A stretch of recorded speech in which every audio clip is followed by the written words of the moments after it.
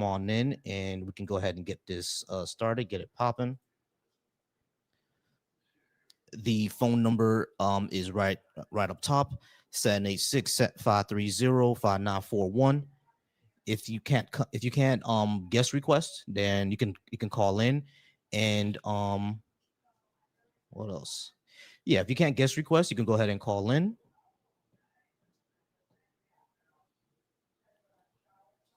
But if you'd like to get guest requests, the call in number is right up top.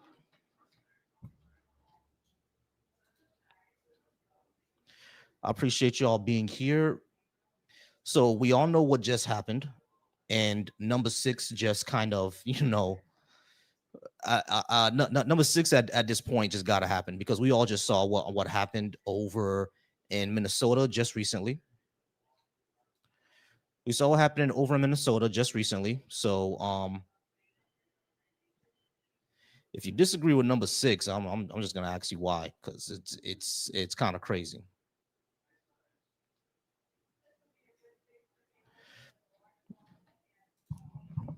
All right, so I'm just go ahead and putting in my call-in number everywhere.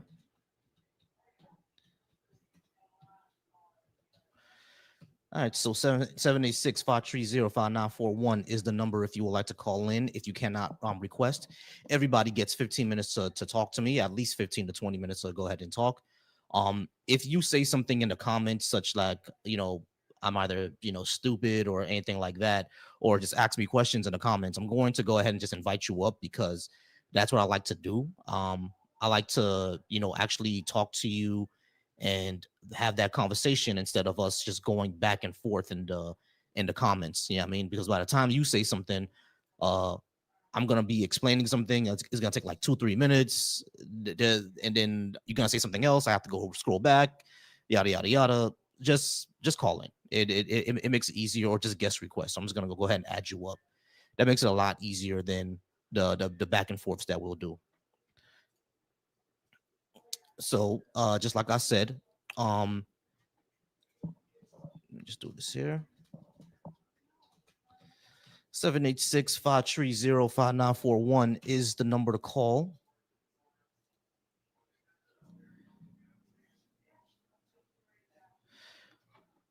All right. I just told y'all that if y'all say something in the comments, then I'm just gonna go ahead and add you up. So Coastal Moon, go ahead and come on up. Hey, what's going on? What's going on, Ariel? So Coastal Moon, go ahead and come on up and then we could talk about that. You can let me know why you feel that reparations for Black Americans would be racist. I would also like to know your definition of racism. If I get your definition of racism, that will make it a lot easier for us to um, actually have that discussion because now we'll see like what we're what we're going off of here. Shout out to Ariel. Shout out to Satham. How's it going? All right. Who's the one that said it? It was Coastal Moon. All right, Coastal, go ahead and come on up. We're gonna go ahead and wait for Coastal to come up to see if he can defend that position, to see why he thinks that. And he declined. He declined, y'all.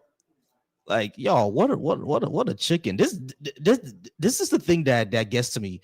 Why do y'all say these things and then when I invite you up to actually have the discussion, you decline? That's just chicken shit, bro. Like, what are y'all doing? That's just some chicken shit. Come on, y'all. Like, if you disagree with what I'm saying, or if you have a differing opinion, I'm going to invite you up for us to have the conversation. And the phone number is literally right there. You can call and let me know what your opinion is. What do you think I'm going to do to you?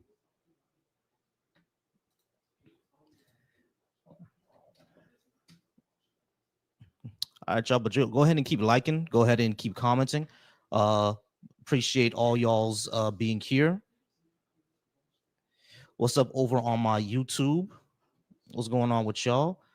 We already got the ops rolling in, and like I said, if you say something that is you either disagree with me or you call me stupid or useless or something like that, I'm just gonna invite you up. I'm just gonna tell you either call in or on over on TikTok over here, just hit the request button and then we could talk more about it.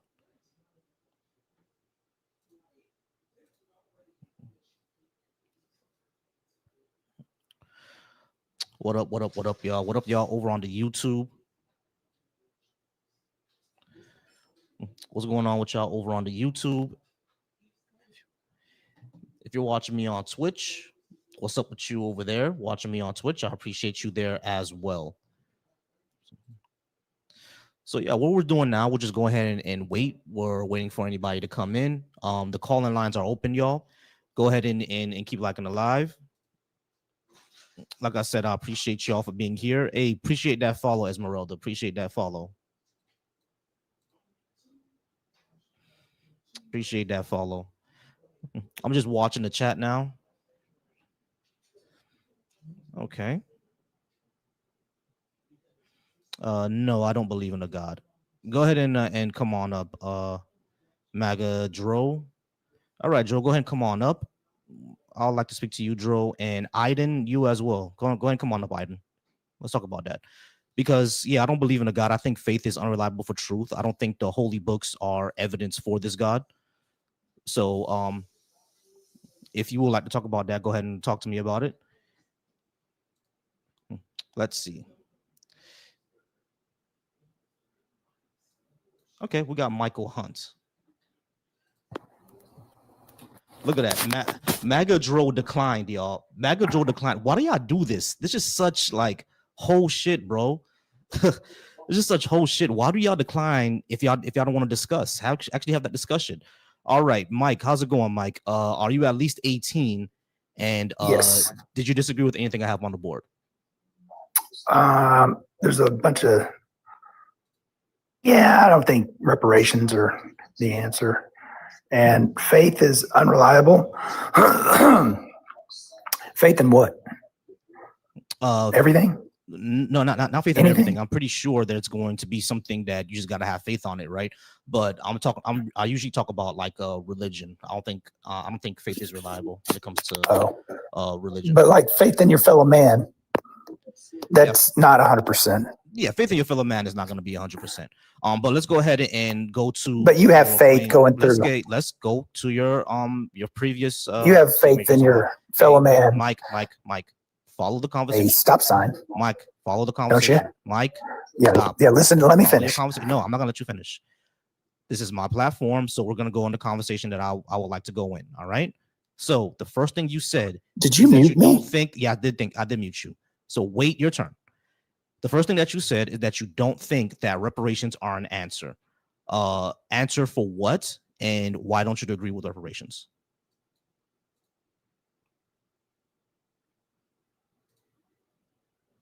You can go ahead and unmute yourself, Mike. Oh, he turned my microphone back on. Now, what was your question? The question was, your previous statement was... Sorry, can you give me just 1 minute? Yeah, James, hold on. So your previous statement was, Mike, that you don't think reparations are an answer. So my question is, an answer for what? And do you disagree with them or not? I disagree with them. Okay, great. And I don't think it's the question always is, what can I get for doing nothing? That's not a good thing to do. What are you talking about? Well, you said what's reparations the answer to? The question that it's the answer to is, what can I get for not deserving anything? Right, but that's not the question. The question on reparations is, was the government complicit? You asked me what the question was. Hold on, Mike. But the question about reparations. Are you new at this? Hey, Mike, listen. The question that we're asking when it comes to reparation isn't what you said. The question is, was the government complicit in causing damage to the African American community? Is the question to that yes or no?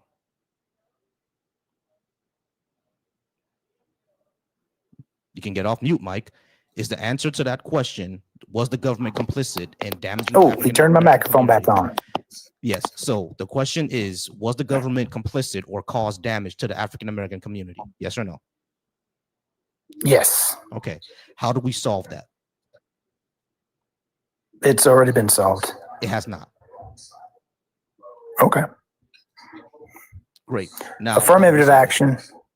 Affirmative action is extra welfare. Affirmative action is not specific. I'm not interrupting you. Okay, but I'm not interrupting you. But you're wrong. But you won't let me finish. You already said affirmative action. You're wrong about that. I've not finished what I'm saying. But you were wrong already. Well, if you would stop talking, you'll hear. I was going to say affirmative action was one. Right. So affirmative action did not do affirmative action was not specific for Black people. It just wasn't. So what's the next thing?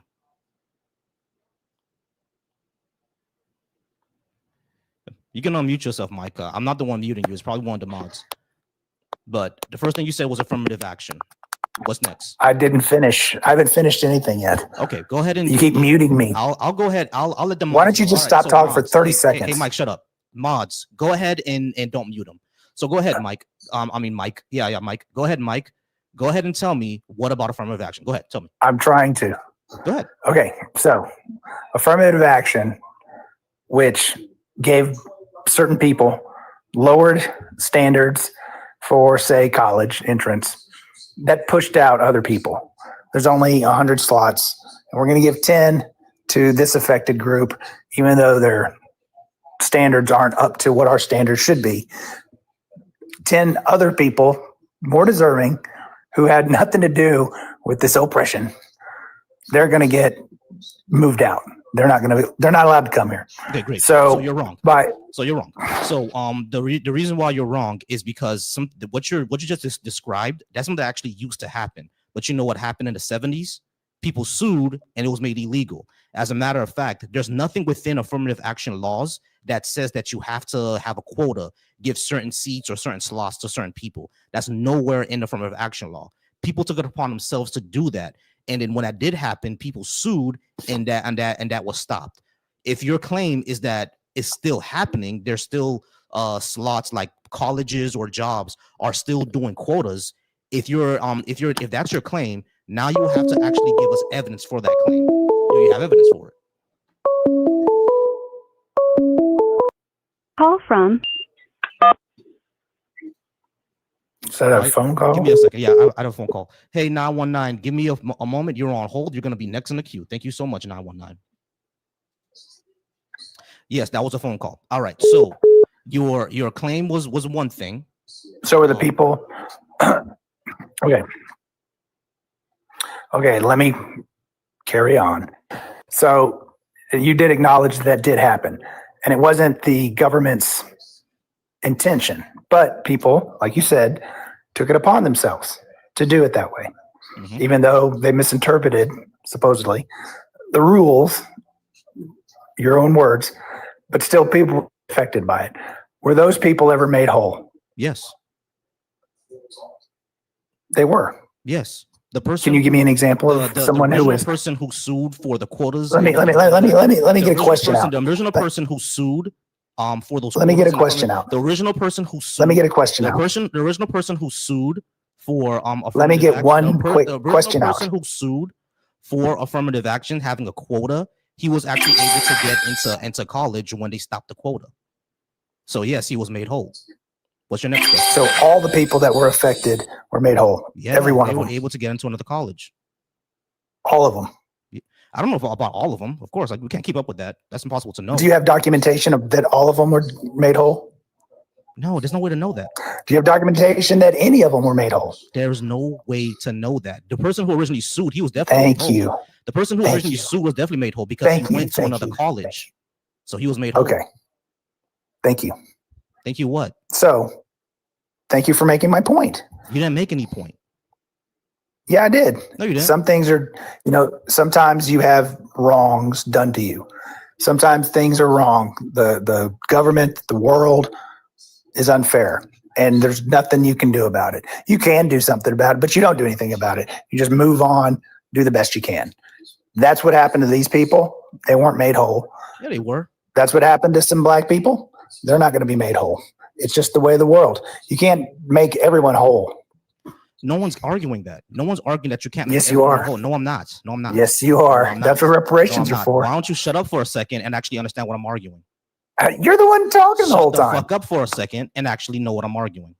So emotional. Shut the fuck up for a second and actually know what I'm arguing. The argument is Cussing. not about, hey, bitch nigga, shut the fuck up and actually know what I'm arguing.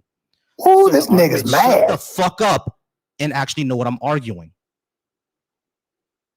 So the argument about reparations is repairing the damage that the government did to the African-American community. Of course, there are still going to be poor black people. Of course, there are still going to be black people who are not made entirely whole through the reparations process. But reparations is about actually doing something in order to repair what the government did. And what it did was financial, was financial, social, and political, and educational as well. So if you fix those things, you're able to actually make the black community a lot more whole than it was before. Not when the Japanese sued for reparations. Do you think every single one of a Japanese person was made whole? Of course they weren't. What does make whole even mean? What does that mean to you?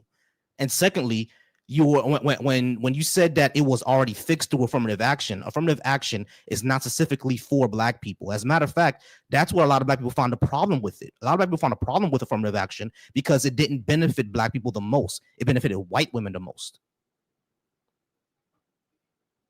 So what is your argument based on? Go ahead and unmute yourself. Oh, we found the microphone button.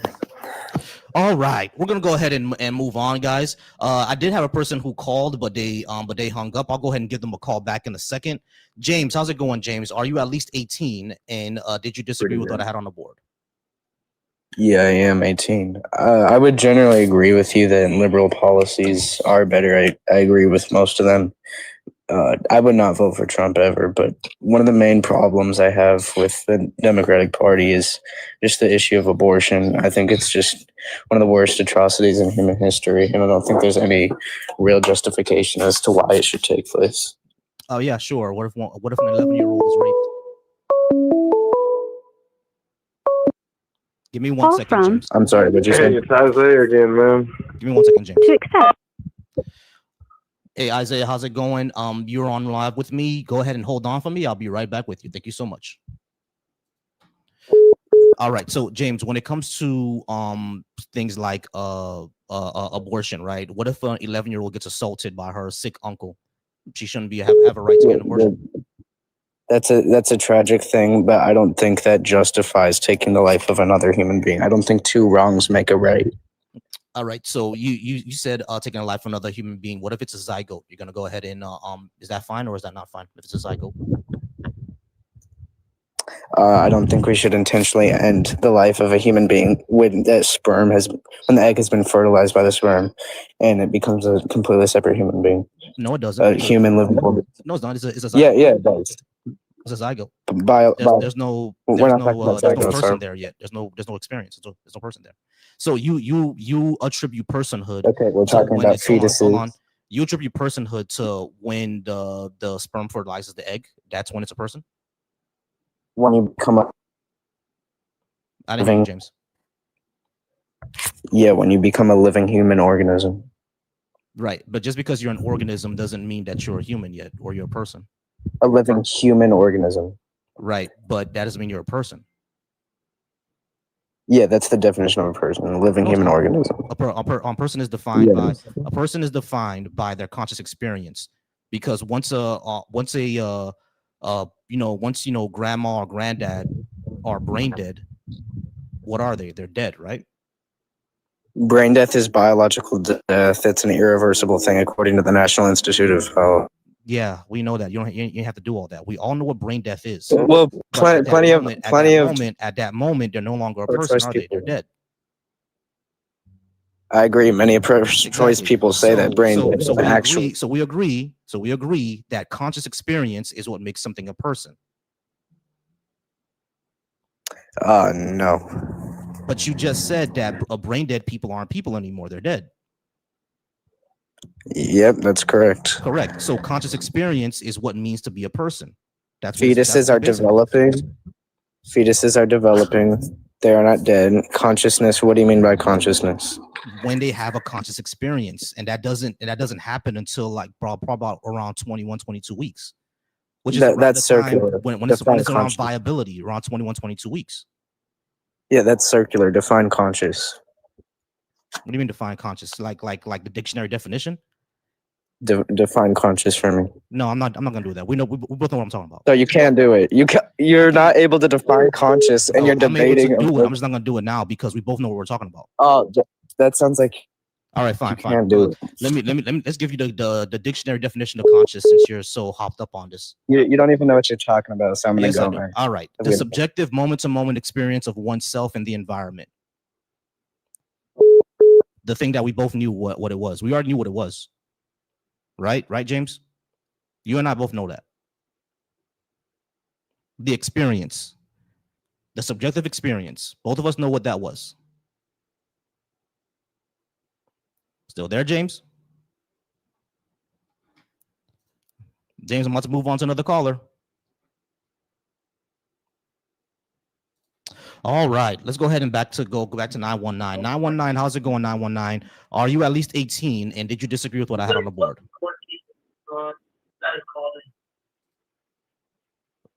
919, you there?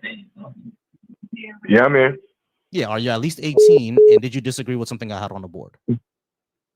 I'm 27, just turned 27, and yeah, I just saw your, what you're talking about, that we could have a conversation. All right, sure. What did you disagree with?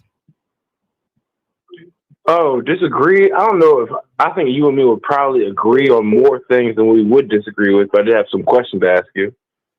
Yeah, sure. Some of them were related to faith. Sure. Okay, everyone who's calling in right now, I'm going to get to you right after I talk to this caller, all right? And I'm sorry, you said your name was Isaiah?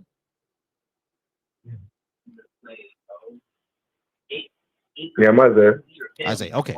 So every caller that was calling just a few minutes ago, I'm gonna get to you right after Isaiah. I know you guys are in the queue. I may switch up the number as well because the number yesterday wasn't working, but I may switch it up in a second to get the queue. All right, so Isaiah, you said that you want to talk to me about faith. What about it?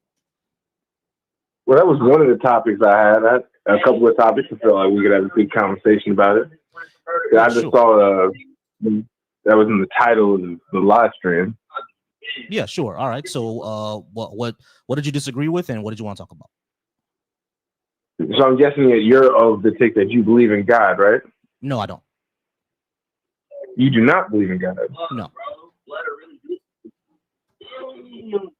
Oh, dang. I was under the assumption you were on the pro-God side. No, I'm not. And I was going to argue against. I feel like I can still have some very valid points either way. You said very valid points for me to believe or not believe? No, I think I believe I have some valid points I could make either way. Oh, okay.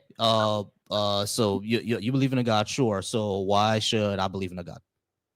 Can you give me a good reason to believe in the particular God that you believe in? Oh, you said why should you believe in God, or why is it more likely that God exists? Those are two different questions to me. The question says, can you give me a good reason to believe in a God? Why God should, well, if you value truth and knowing the truth about the universe, then I think seeking God would be the most accurate way to get that. Basically, I don't believe humans are a reliable source. I think there is nothing left. But we don't have evidence. Exactly. I think there is nothing. Exactly. I don't think there's any way that you should ever believe, oh, humans have told me this, I will take this at face value and believe nothing except what I've been told by man. Man has discovered everything. I believe this person. Which includes God. Yeah. Right. Okay. So where are we here then? Basically, I'm saying not necessarily that it's stupid not to believe in God, but I think it would be foolish to be closed off to the idea of God. I'm not closed. For example, some people believe. I just have no reason to believe that it's real. Okay, when you say believe, you mean 100% certainty. I'm not 100. No, I'm not. I don't mean 100% certain. I mean talking about just believing it in the first place. Okay, when you say believe, you mean the possibility, or you feel? Are you talking about being certain? Because you said that you can understand believe in the possibility. Either or, bro. Like I'm not sure what we're trying to get. We know all of us. We both know what believe means, right? Yes. Right. So yeah, believing in it, yeah, like you're being convinced, essentially convinced that it's real. If you're not convinced, I'm not convinced. So Okay, I guess more what I'm advocating for is not being convinced either way. Not being convinced. I guess I'm arguing more the agnostic point of view. There's not proof for certain that it is, we don't have proof for certain that it's not. We have people on both sides, and both could easily be liars. That's kind of more my point. Right. So like the thing is, if we have no evidence that something is true, why believe it to be true, right? That's where I'm coming from. Okay. If I told you, hey, this building is on fire, there's a grease fire inside, would you go in to check it out, or would you just assume, hey, maybe I shouldn't go in there? No, I would look around to see what's happening. If I see smoke coming out the windows or anything like that, then yeah, I would. Yeah, that could be somebody could be smoking weed inside, they could be lighting cigars. Right. You don't know for a fact until you go in there. Hold on, but lighting cigars and smoking weed would not cause as much smoke as a fire would.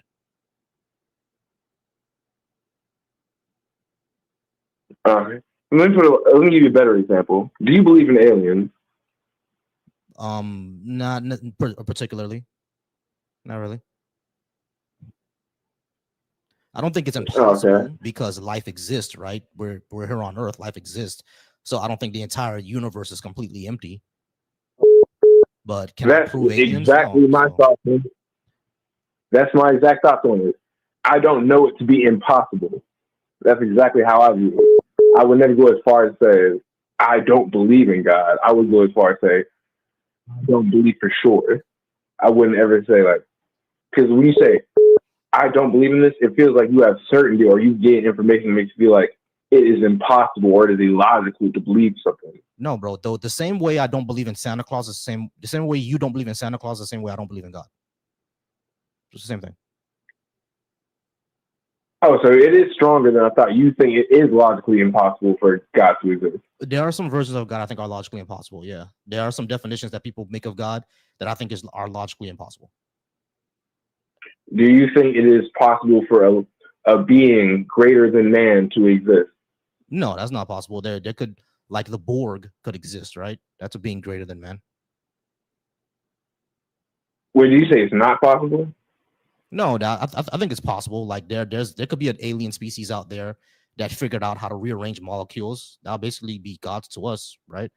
But like sure that's possible, but an all-knowing, omnipotent, all-loving being, I think that's logically incoherent. Yes, I don't think everybody necessarily means that when they say the word God. Yeah, so it's gonna depend on what you mean. Give me a second. Hey, for everybody calling in, I know I missed a whole bunch of calls. I'm gonna go ahead and put another number up so I can have a queue. I didn't expect so much people to call today, so I'm gonna go ahead and put another number up, and then you guys can start calling in again. You'll be in a queue. All right. I appreciate y'all calling though, and I'm gonna call some people back. I'm gonna call y'all back. All right. But yeah, I don't think it's. I think it's. Yeah, it's not what everybody means when they say God, but that's typically the mainstream definition. All loving, all knowing, omnipresent God, all powerful God, and stuff like that. That's usually what they mean. I think that's logically incoherent. But if they mean just a God that's not all knowing but has lots of powers, I mean, that's a God, fucking Goku. A being that is smarter and more powerful than humans. Yeah, that could exist. That could be aliens. Aliens could be smarter and more powerful than us. Yeah, so I'm not saying God is related to any specific religious book. I'm talking about God as a being more powerful and smarter than us that has the ability to do things that we cannot fully understand. Yeah, that could be. That's aliens. more of my definition of God. Yeah, that could be aliens. Yes, and like you said yourself, if they had all that ability, to us, they would be a God. Right, but we have no evidence that that's actually true. So why believe it? And we don't have any evidence that it's not. So why would we go with one certainty There's a saying: the absence of evidence is not the evidence. So Isaiah, we don't have any evidence that dragons are not true. Do you believe that there's a dragon in the middle of Jupiter right now? Hold on, Isaiah. Listen to what I'm asking. We don't have any evidence against the fact that there's a dragon in the middle of Uranus right now. Are you going to believe that there's a dragon in the middle of Uranus? We have photos of Uranus. Right. But and it's not just talking about only right, hold on, listen. We have photos of Uranus. Have we ever been to the center of Uranus?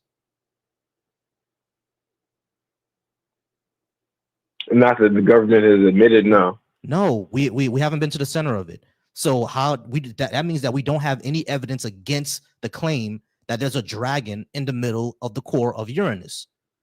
We have no evidence. You didn't even have to say Uranus. So hold on, listen. We don't have any evidence against that. Does that mean you should believe it? So, I mean, okay, let's put it like this. I've never been to Canada. Should I not believe it exists because I don't have proof? We do have proof of Canada. Maps, Canadians, government treaties. Okay, and we do have proof of Bibles. And we do have proof of religion. Bibles. Right, but those are claims. Those are not evidence. Those are claims. A treaty between the United States and Canada is not a claim. That's evidence that the United States and Canada exist. You can see the treaty. This might be pedantic. Okay, this might be a little ridiculous. Have you seen this treaty? Yeah. How do you know it exists? You've been told. So in person, have you walked into this treaty, hold the paper in your hands, and looked at it? Isaiah, Google is a thing, my friend. You can literally look up treaties. Google. I can Google a lot of things, my man.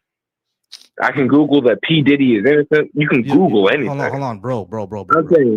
Isaiah, stop, man. You're getting ridiculous here, bro. Are you literally saying here that you don't have evidence that Canada exists, even though you know Canadians? No, I was relating that back to what you said, and I was trying to tell you that the evidence of it's not a good analogy. It's not a good analogy. It's not a good analogy. It's not a good analogy. Because it isn't possible to go to the center of Uranus. That's not a possible thing. It's not possible to go to the center of the Earth. How do you know it's there? Because of gravity, because of evidence. Okay, but gravity has nothing to do with the center of the Earth. Gravity is about mass. The center, gravity is about mass. Mass attracts mass, and gravity compresses things. So we know there's a center of the Earth. Are you gonna sit here and okay? Even if the Earth was hollow, the Earth would have much more mass than us, so we would still be drawn to it by gravity. If the Earth was hollow, we were able to detect a hollow Earth. We're not able to detect one. But you wouldn't do that by gravity, so gravity is not really a good point to use because the Earth would still be. The way that we map underneath the ground is not through gravity. We wrap it through like radio signals, radiometric signals. That's how we know that it's not hollow. That's how we find. Okay, so I'm glad you said that. You might want to look up. They recently discovered a new ocean underneath the Earth's crust that they did not know about. Understood. If we're so good at right, I know that. I know about that, Isaiah. If we're so good at mapping things out underneath the Earth, this proves my point. This proves my point. I'll show you how it proves my point, but I'll let you finish. It proves my point because we need to have evidence in order to believe something. If someone simply told you there's an ocean underneath the Earth, yeah, that's plausible because how long the Earth can be around, but do you have evidence of it? Now we did radiometric things, and now we found the evidence of it, right? But hold on. But we don't have that for a God, so there's no reason to believe that. And we didn't have that for the ocean until we did. Right. Exactly. We didn't have any evidence. We've been there. So we were unaware. But because we didn't have evidence, we assumed it didn't exist. You're proving my point. You're proving my point. No, you're proving my point. No, but okay, let me just finish this one sentence. The reason why you're proving my point is because you just said that we didn't have evidence of an ocean underneath the but it's been there exactly. We didn't have proof. We didn't have evidence, so we didn't believe it exists. Right. But it actually does exist because now we have hold on. The reason why we believe it now is because of why. The reason why we believe it now is because of why. Hold on. Isaiah, be quiet for a second, bro. The reason we believe it now is because we have evidence for it. Before, we didn't have evidence for it. That proves my point. No, it proves mine. It was true all along. You didn't believe it until you had evidence for it. Okay, so do you have Before evidence you for had a God or evidence, not? it was still Do true. you have evidence for a God or not? Do we have evidence for a God or not? Yes. Do I have evidence you feel like would be legitimate? No, Probably that's not not. what I'm asking. Don't change my question. Do we Oh, have Chris, evidence? if you Don't ask a change my religious person, Isaiah. Stop. Don't change my question. okay, I asked you a very clear okay, your question. question was, do I we asked you have a very evidence of clear. a No, God or not? stop. I asked you a very clear question. Do we have evidence for a God or not? Yes. Okay, what is it? You and me. All right, yeah, I'm gonna go ahead and switch up the call line because I have a lot of people calling, and I do apologize I didn't get to y'all. I have a lot of people calling. Give me 1 second, all right? I'm gonna switch up the call line. You are connected as the host. Welcome, host. You are now in the host room and can manage your callers from the call-in studio web interface. All right, I do apologize, guys. So if you're gonna call in, I'm changing up the number, and you can call in again, okay? 7853. All right, the number has changed on the board. All right, so and I'm gonna get to my next person. His name is Buzz. Buzz, I'm gonna get to you right now, okay? Just give me 1 second. All right, y'all. So I'm changing up the call-in number.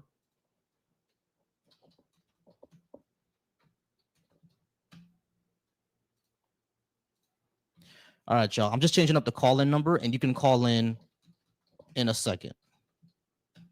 The call-in line is now open. I went ahead and changed up the call-in number, and the call line is now open, okay? I do apologize for that. I just had a lot of people calling, and unfortunately, I couldn't get to all of you. But I'm able to change in the call-in number, so. All right, Buzz. How's it going, Buzz? Are you at least 18, and did you disagree with what I had on the board? Oh, yeah, I'm old. Can you hear me? I can hear you. Yeah. Hey, sorry, I just got a weird microphone, so I want to make sure it's working. Yeah, I'm old enough. And I want to talk about you had faith and belief in God on the board. Yeah. Can I ask, it seems like you take kind of a evidentialist, like atheist position. Is that a pretty fair assessment of what your position is on atheism? That is a fair assessment. Okay. There was a question, and maybe, I don't know, this is kind of why I rejected personally. I was curious what you think about this, but there was a question when I was younger that used to kind of like bother me a lot. It was this idea of like, why does anything exist rather than nothing at all? And the only way I could think to resolve that question, because even like the idea of nothingness, like kind of just cooked my noodles. So the only thing I could think was that there's got to be something kind of at the bottom of reality that is necessary, that exists necessarily, right? Does that seem reasonable to you or no? I mean, why? Why would we believe that? Well, it wouldn't be possible for nothing to exist at all, right? Right. Nothing is just it's not a thing. No, nothing is has to things have to exist, right? There's no such thing as nothing. But when we say exist necessarily, I'm not sure what that means. But what I would also say is the thing that I can only say that necessarily has to exist is space-time. That's really it. That's interesting. See, to me, that kind of, I agree with you that like something in a sense must exist.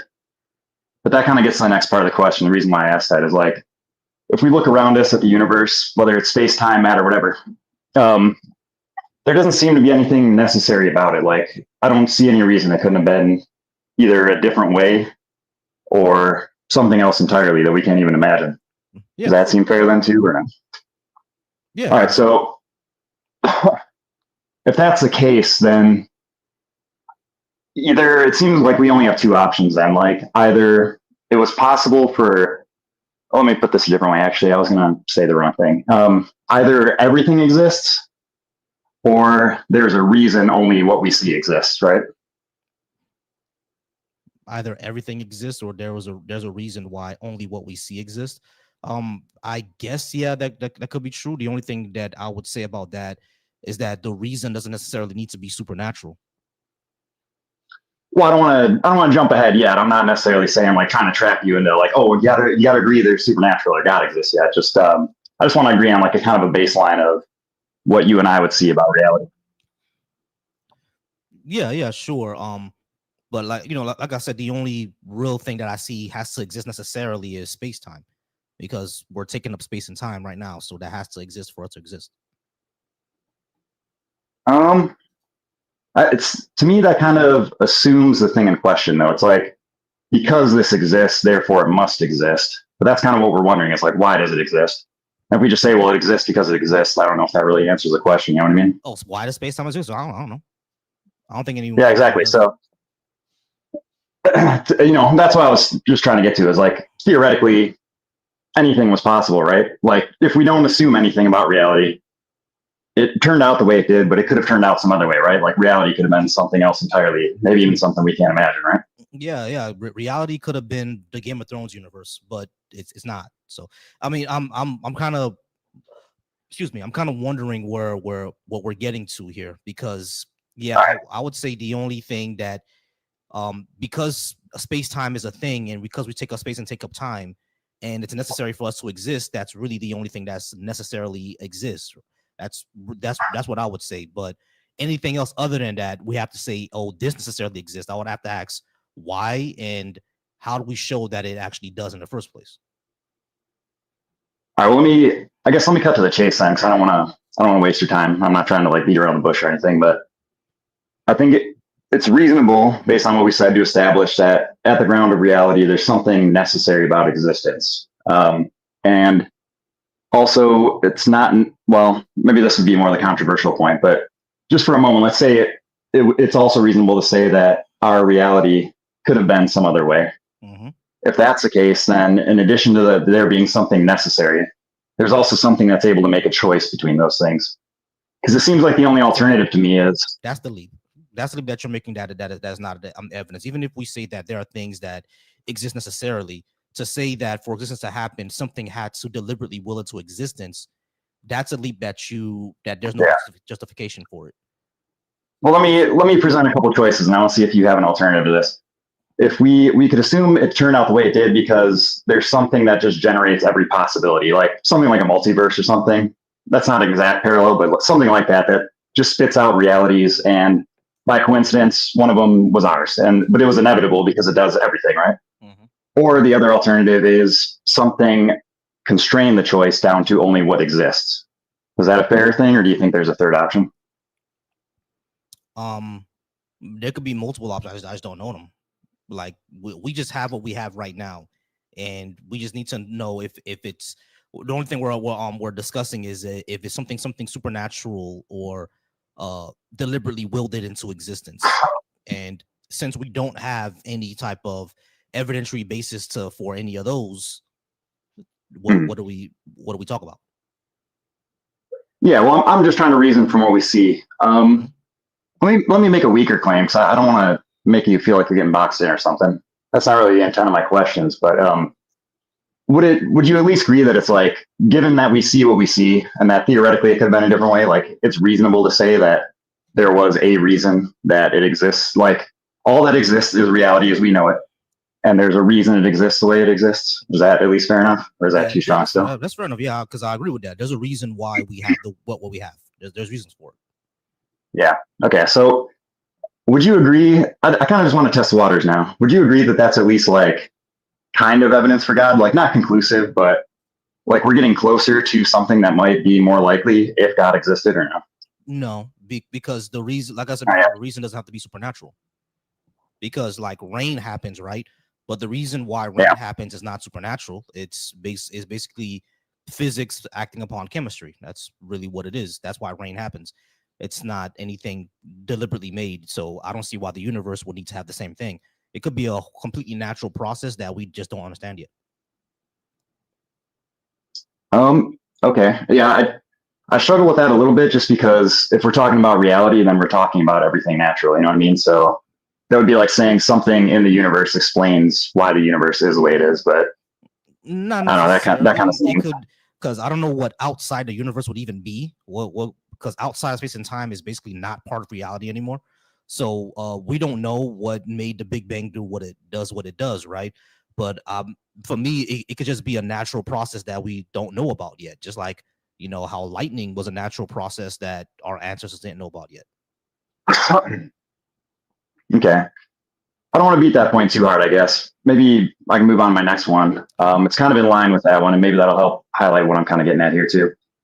It's not just that the universe exists the way it is, but that there seems to be something even intentional just in what we can see in terms of the universe is like layers of a hierarchy of order. So we have fields, the fields become particles, particles coalesce into atoms, atoms become molecules, and so on. And everything builds up, and it's like layer after layer after layer of order that all emerges from lower layers. So now, to me, this brings us a little bit closer, because if everything just was happenstance, why would it happen to align so perfectly through? I mean, from basically below microscopic all the way up to the level of like galaxies and everything. Does that make sense? Or I think I see where you're getting at, but still at that point, I don't think we should assume anything supernatural. Is just that just happens the way that it happens. If we want to go into why does it happen the way that it happens, I'm not sure if we'll ever find out. No clue. You know what I mean? But from what I understand, our biology is basically, chemistry, and our chemistry is basically physics, and physics is because of quantum mechanics. And why does quantum mechanics does what it does? No clue. No one knows yet. But I don't think at that point, because we don't know, we have to assume something supernatural.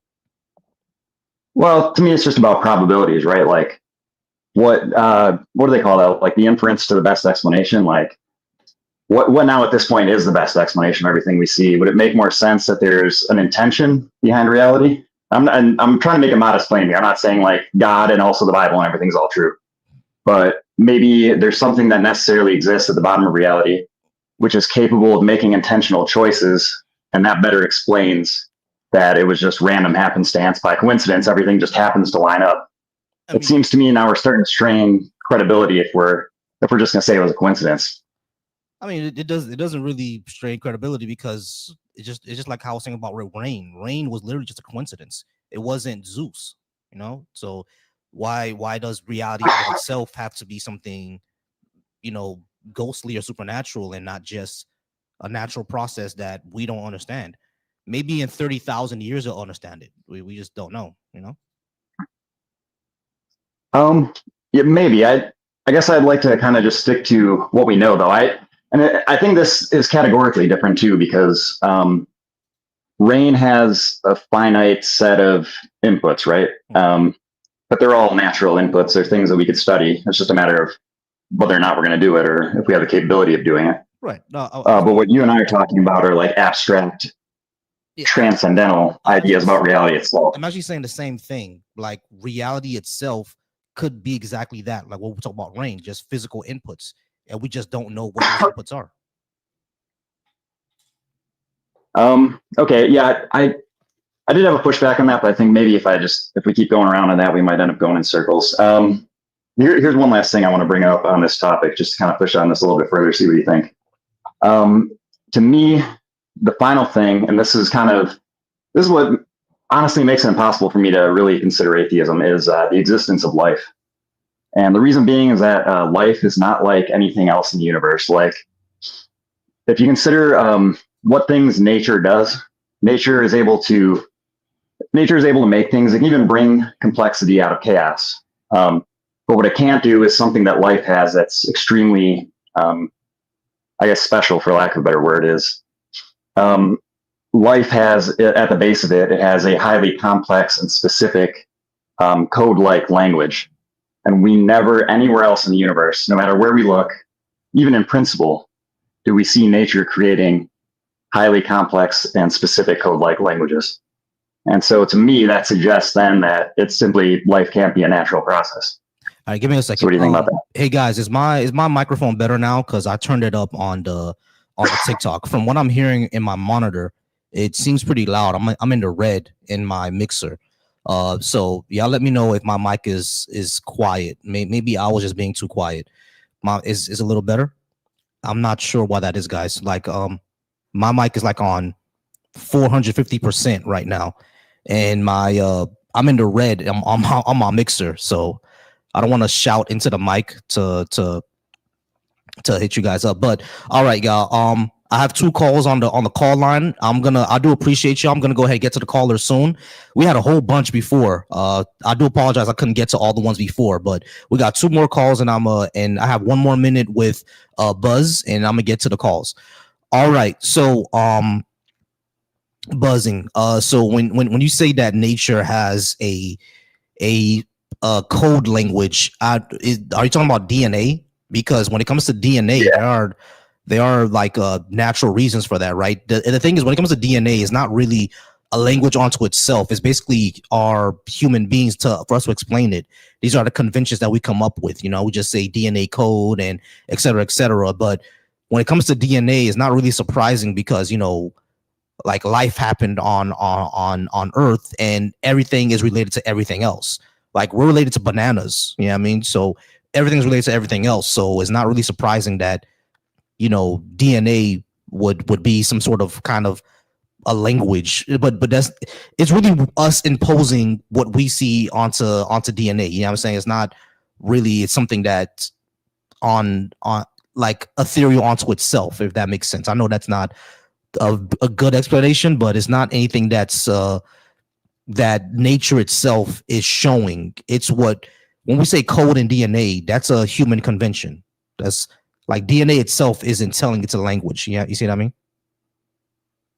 Yeah, and I know we're short on time, so I hope we don't get hung up on this too much. But I really do think it is a valid analogy because it has letters like in an alphabet. The letter combinations are arbitrary. They could be in any number of combinations, just like letters. You can put them in any order, but only certain orders of them actually carry meaning in the sense that they'll create proteins or enzymes, things like that. Not to get too technical, but right. But that's what it shares a lot in common with language. Right, but Buzz, that's what we made up.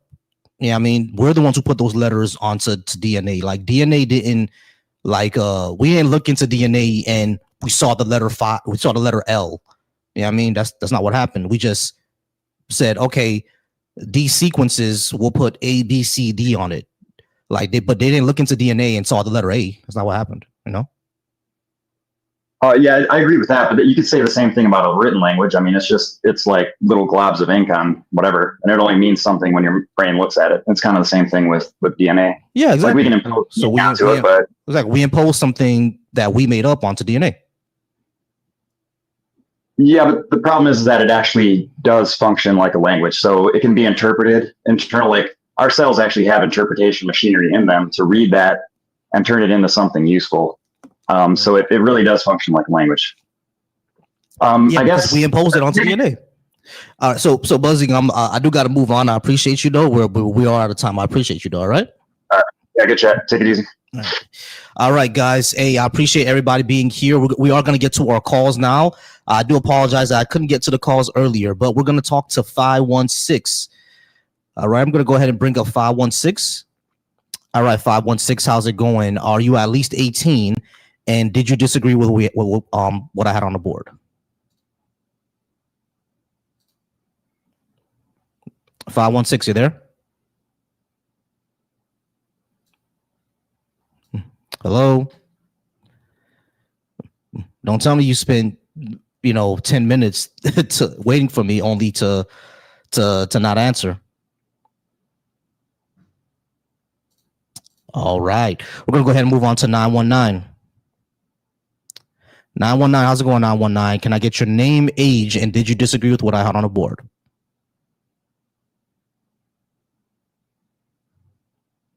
Bro, what is happening? Y'all sat there all this time only to not say anything? 919, you there? Hello? Yeah, this is what I had the other line in the first place. I don't know what's going on, y'all, but for some reason, you there, 919? All right, I'm gonna have to go ahead and call these people back. Let's see. Let me go ahead and call 516 back.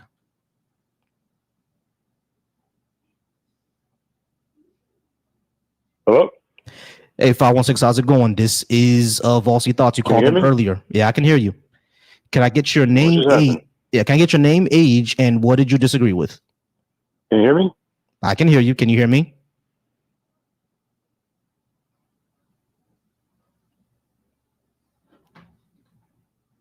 What is happening here? Hello? What the hell is happening here? Hey, hold on. Hold on, y'all. Hey, can you hear me now?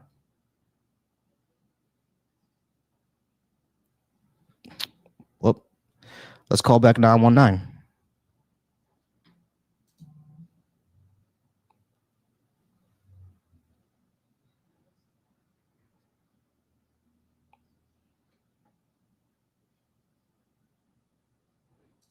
How you doing? Hey, how's it going, 919? Are you at least 18, and did you Hello? disagree with something I had on the board? Hello? Hello, can you hear me? Hello? Hello, is you there? Can you hear me? Hello, can you hear me? Yeah, I can hear you. Can you hear me? Hello?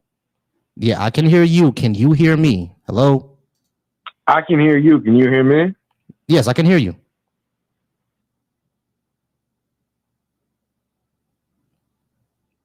Bro, what is happening? Y'all, I don't know what's going on, y'all. I really don't know what's going on. For some reason, people just cannot hear me. I don't know what's going on.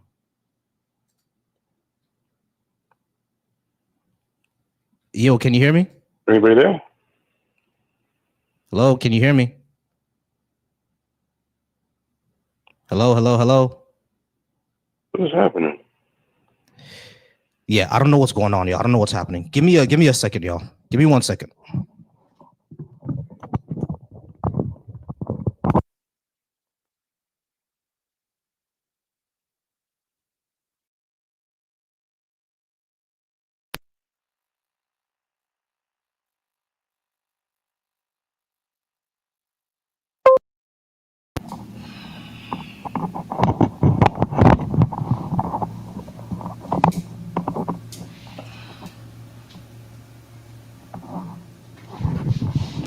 All right, y'all let me know if y'all can hear me now. How's this sound, y'all? Does this sound good? Can everybody hear me still? I hope so. Let's try this again. All right, 919, can you hear me Hello? now?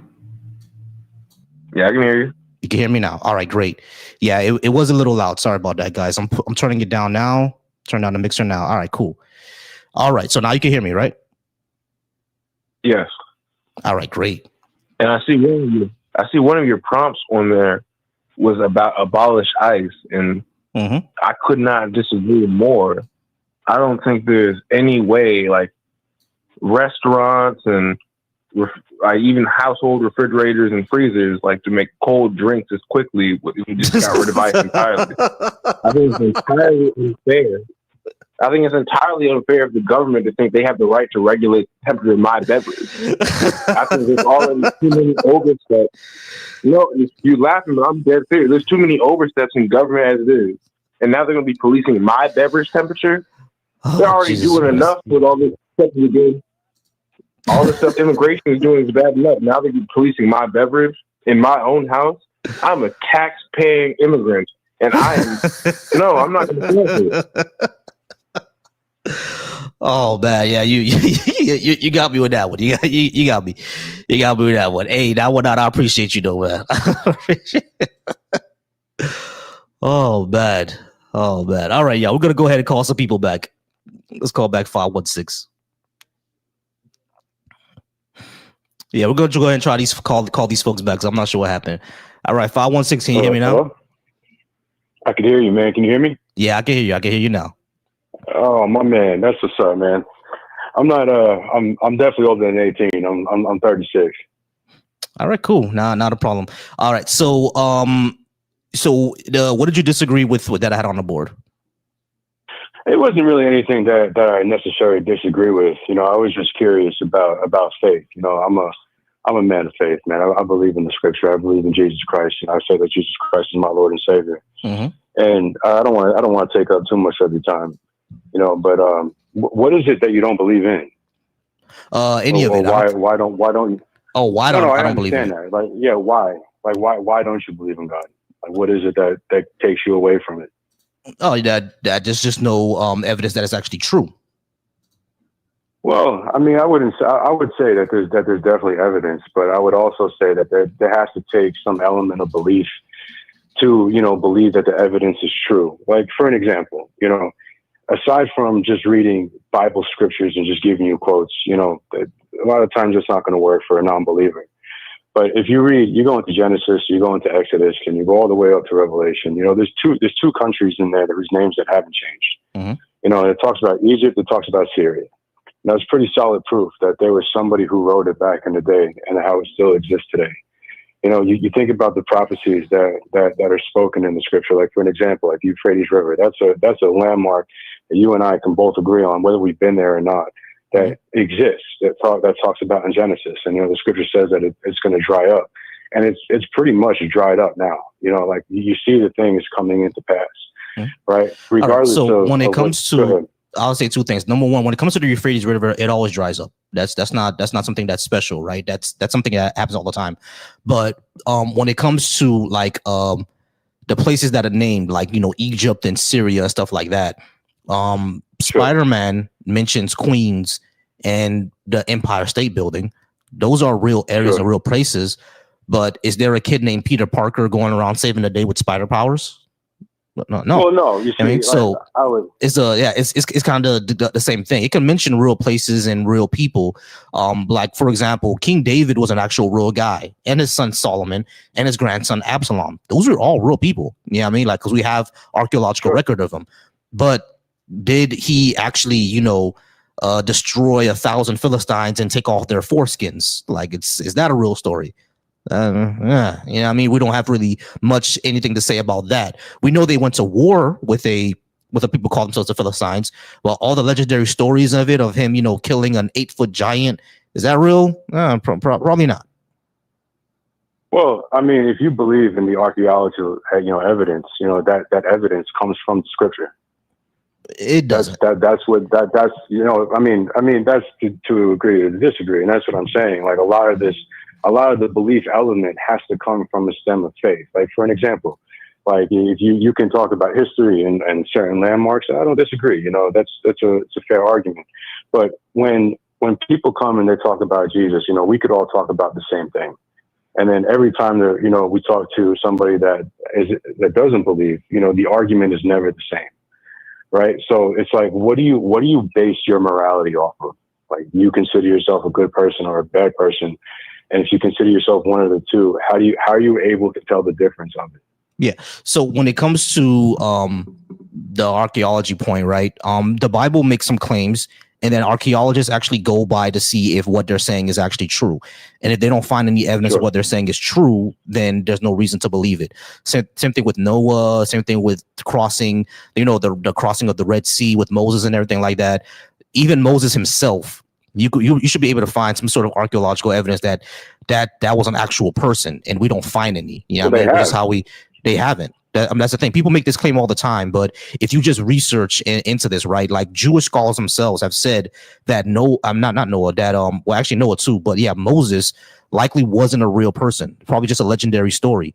And the entire thing about, you know, finding chariots under the Red Sea, like the University of Egypt has said several times, no, we have not found this. It's not a thing. You know what I mean? So like the people, like the archaeological foundations who's supposed to be looking into that area, they themselves says that no, this does not exist, y'all. We've never found chariots in the Red Sea. It's never happened. You know what I mean? So these are all just claims that people make. Well, the thing is that, I mean, what could be argued with Egypt is they don't believe in the Holy Bible at all.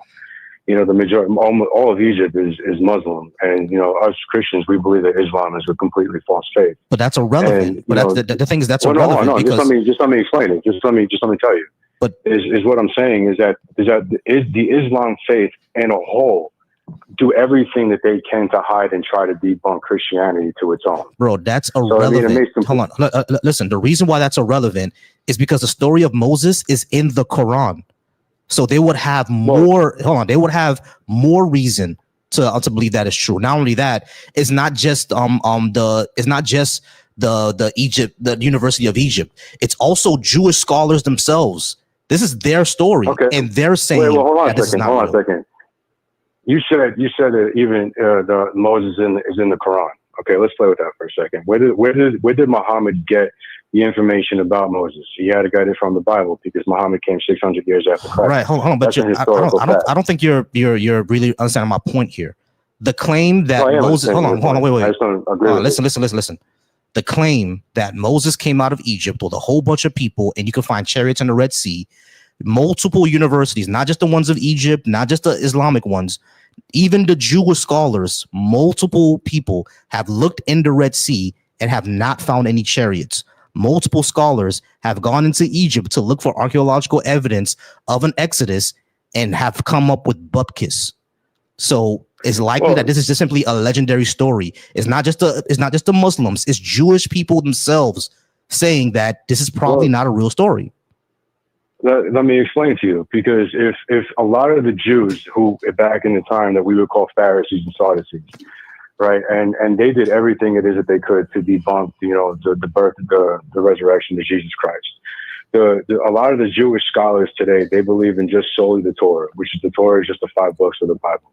If these scholars come out and tell you that Moses was true and everything was relevant, then they would be forced to believe in Jesus Christ, meaning that they would be forced to believe that the Messiah came, which is something that they don't believe, right? You have Hebrews who believe in Jesus, and then you have the Jewish scholars who just read the Torah and they don't believe in Jesus Christ, right? So if you take the ones that don't believe in Jesus Christ and they tell you that everything in the Exodus is true, then that means everything about Jesus Christ is true. So they don't want that, because then they lose their authority. That doesn't follow. That doesn't follow. The story of Moses has nothing to do with. Hold on, listen. The reason it doesn't follow is because the story of Moses has nothing to do with Jesus. Jesus doesn't come from Moses' line. Absolutely does. Jesus doesn't come from Moses' line. He comes from the line of David. He doesn't come from Moses' line. Matter of fact, he doesn't even come. The Messiah. Hold on. Let me finish. The Messiah is actually supposed to come from David's line, and Moses doesn't. I mean, not Moses. Jesus doesn't even come from David's line. He comes from Nathan's. But the other issue is that there are people like the Orthodox Jews, right? They don't believe in Jesus at all, and they follow Torah and everything. They followed the original Judaism, the Orthodox Jews. They followed the original Judaism, so they believe that Moses was a real person. So they can believe that Moses was a real person and still reject Jesus. You don't need those two to connect. Do you know why? Do you know why Jesus comes from the line of David and not Moses? No, I don't know why, but it's irrelevant to what we're talking about. Let me tell you. No, it's not irrelevant. Like I said, there's a lot of this conversation that is going to be hard to get through just because you have a non-belief, right? But you see, for us, we believe that there's one God. We believe that Jesus Christ is the Father. I understand that, bro. What is the evidence that that's true? Well, let me tell you. Well, I mean, I gave you some evidence that you just don't believe it. So Moses is not evidence of it, bro. Moses is not evidence that Jesus is with the Messiah. It's not evidence of that. Because Moses probably didn't exist. Moses spoke about Jesus, just like Jesus was spoken about in Genesis. When did Moses speak about Jesus? He said it that there's one that's going to come who's greater than he is. I can read you the scripture if you like. But right, there's going to be a bald man after me too. Like it's none of this beats anything, bro. Listen, absolutely. Look, you're entitled to believe what it is that you believe in, man. And like I said, I'm not here to take too much of your time. Inside of your disbelief, it doesn't take away what's true. You can't come from nothing. There has to be something. We all understand that. Yes, cool. Hold on. We all agree that that something can come from nothing, but that also disagrees with what the Bible says, because what did God make the universe out of? He spoke it. Right. So if he spoke it, that means he made it from nothing. He was somebody who has the ability to create, because he's from the creator. Nothing. He is God. He lives outside of eternity. God can do all things, and that's the part that you don't believe. So then that means that you agree that something can come from nothing. No, I don't agree that we can't establish something from nothing, but God can. Like the Okay, same so thing something can come from nothing. when you have a blank piece of paper. So something can come has to be a writer from it. something can come from nothing, according to you. When it's the all high, but he is somebody. God. It wasn't nothing that came from nothing. That's saying that zero comes from zero. Okay, so God created the universe out of himself. Just let me speak. He created the universe. I mean, absolutely. He created the universe. From what? He spoke into the universe. From what? He spoke into it from himself. From himself. Because he has the ability to do that. He has the power to do so that means something can come from nothing. But he's not nothing. That's the part you're missing. So God is not nothing. Okay, cool. So God is something. So where did God come from? God is somebody. He is somebody. Gotcha. So where did God come from? Absolutely, man. And that's the question that, us people that we really can't understand yet, because we haven't gotten to that point yet. There's a scripture that talks about that. That's Jeremiah 33:3. You call unto the Lord, and he will tell you the mysteries that you don't know. He hasn't, have to believe because he hasn't told you. You're trying to go from A to Z. I'm really not. My purpose in life is to not understand God's origin story. Wait, hold on. That's not where we are in life. Oh, okay, I get that. That has nothing to do with me. You see what I mean? I understand. What I mean? That's not my purpose. Gotcha. I understand. But it's still we're still having issues here of how do we know that this is actually true? The truth here is right here, man. Man, I'll tell you this right here, bro, is that I gain nothing from this conversation. Absolutely nothing. And the majority of people that came on your live today is to talk to you about faith, man. That's God trying to call out to you. It's very simple. So how come you just don't? How come you just don't knock on my door and say, "Hey, I'm over here"? Well, that's exactly what he's trying to do to you, man. And he works. He's not doing a very good job. He could just come to me like physically and knock on my door, and like he's powerful enough to do that, right? He gave Paul the experience to Damascus. Let me talk, man. Hold on a second. I'm letting you speak, bro. I'm not trying to be disrespectful to you. You know what I mean? Jesus says that blessed are the ones who believe and haven't seen. We operate based off of faith. Okay. The reason. I'm sorry to interrupt again. The reason why I keep interrupting is because it seems that a lot of y'all can't have a conversation without it going to preaching mode. I don't care what the Bible says, bro. What I care about what I care about is how do we actually show this to be true? If we can't do that, then there's no reason for me to believe it. You simply saying that you simply saying that I have to seek God because the Bible says this is irrelevant to me. If God wants a relationship with me, it's up to that. It's up to him to initiate it.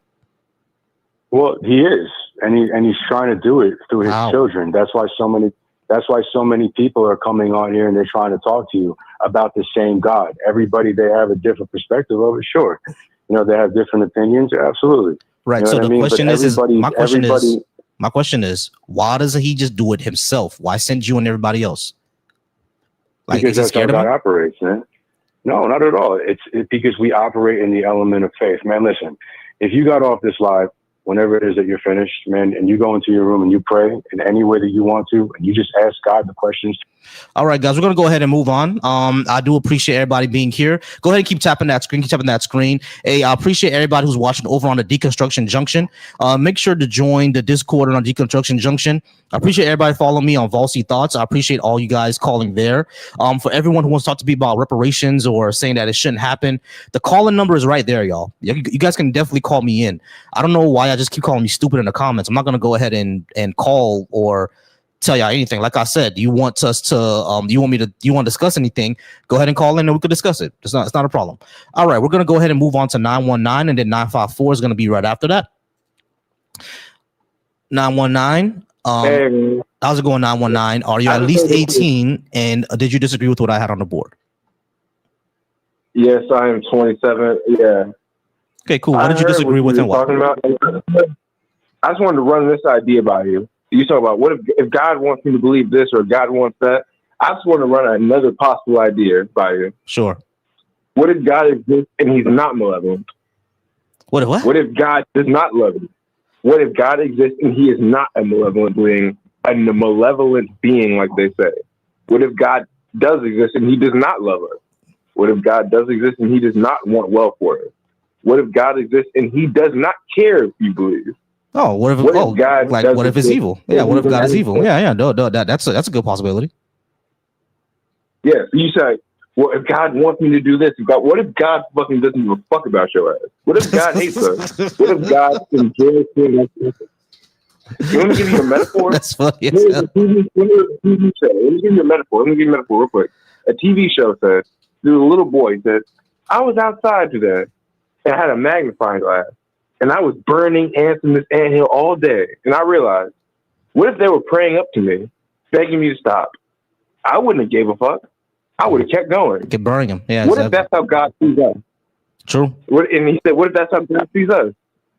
Well, like, people assume, like, oh, if there's this big magic guy in the skies, why doesn't he just come to my door and make my life great and do all these things for me? What if he doesn't like your ass? Yeah, true. Hey, but I appreciate you, but I got to go ahead and move on to the next caller. I appreciate you, though. All right, based. All right, guys. Like I said, I appreciate everybody calling in. Go ahead and the line is open right now. So go ahead and call in if you would like to call in. 954. How's it going, 954? Are you at least 18? And did you disagree with what I had on the board? Yes, I am. Appreciate you having me on. Real quick before we start, can we agree to some terms? Sure. And the terms are real simple. If we could agree not to overtalk each other, and if we could agree not to interrupt each other, just to make it better content. Sure. So what did you disagree with? So specifically, I just wanted to sort of point back to the conversation you had like 2 calls back about you guys were going back and forth about something coming from nothing. Are you familiar with the sort of prime mover argument? Have you ever heard anything like that before? Yeah, I'm a little familiar with it, just a bit. Okay. I just wanted to sort of inject a little bit of elevation to that discussion from this perspective.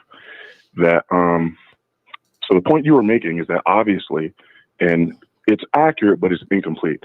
The point that you're making is if all of this came from nothing, then obviously something can come from nothing, right? But I think where you guys are missing each other is you have to qualify those statements based off natural law, and the natural law is bound by like physics, right? Bound by chemistry, biochemistry, right? Biology, etc. So within the natural law, there is no evidence that things come from nothing. And specifically, this is rooted in the theory of spontaneous generation. It was a really popular idea back in the Middle Ages, where they would sort of leave, the way it was taught to me in biology class was they would leave a steak out or like rotting meat or whatever, they throw it out because they didn't have sanitation. So they would leave rotting meat on the side of the cobblestone or whatever. And then a day or two would go by and suddenly larvae would start springing out of the rotting meat. And so people of the day, based on direct observation, which is one step in the scientific method, it's not the whole scientific method, so it's incomplete, but based off that one step in the scientific method, observation led them to believe such things as spontaneous generation. Things would just come from nothing. And we've since disproven that. No serious scientist takes that serious anymore from a biological standpoint. And then even if you get into sort of evolution, right, Darwin himself skips over sort of how you go from nothing to something. And he outlines and charts his proposal of once there was sort of that initial cell, then sort of like what came. So the evidence for spontaneous generation, it's an antiquated notion, it's outdated, based off the natural law. So all humans are bound by the natural law. And so from that standpoint, we would all conclude reasonably, scientifically and logically that nothing can come from nothing, right? And so what the gentleman was trying to argue, but I guess he couldn't find the words for, was that there's a presupposition that God is supernatural, and super specifically meaning above or beyond, right? And so if you transcend the natural law and the natural order and you can break the rules, right, and you're presupposing that God can both make and break the rules, then by extension of that logic, you would then say that, well, God is the sole thing that can violate spontaneous generation. That would be an argumentation for why one might find it reasonable. I'm really sorry Now, to interrupt you, Rob. I'm really sorry to interrupt because we've been on this path for like 4 minutes now. What are we getting to? Well, you seem to have had some confusion about whether or not something can come from nothing or whether we all, and I'm just adding some clarity to that. That in and of itself alone is not some compelling reason to fundamentally alter your worldview, but it does provide a reasonable basis to suggest that solely God could be responsible for having violated the natural law, which is if everything has to come from something. Right. So if God is some sort of supernatural being, like the way that they explain, right, then yeah, sure, they can create that being, whatever it is, can create something from nothing. The only thing that I get to is that why should I even accept that to be true in the first place, that this being even exists? So that's actually an excellent question, right? So what you're saying more or less is, I don't find that compelling to shift my whole worldview. And I don't think that alone is sufficient to give you reason to shift your entire worldview. But the other part of your guys' conversation was, how do I know that any of this nonsense is true? I don't believe the Bible. I don't want to hear it, right? And so from the perspective of epistemology, which is the study of how can we know if anything is true, right? One of the most reasonable approaches to that is not to try to ask hard stop, yes or no, for these broad, large questions. What you want to do is be more like an investigator or a scientist.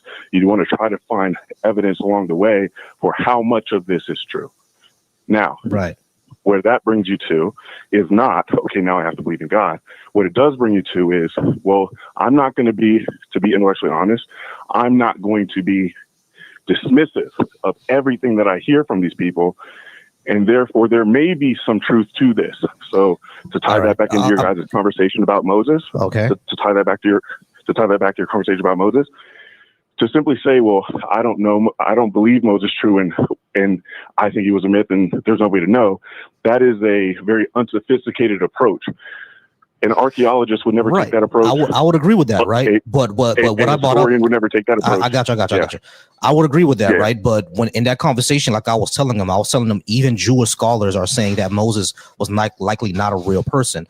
There's no moral archaeological evidence for a Moses. Even the name Moses is not really Hebrew. You know what I mean? So it's like, where does this name even come from? And from what we found, from what the research says, when we come from what research says, is like this was likely a foundation myth. The Moses and the Exodus and all that other good stuff, it was likely a foundation myth.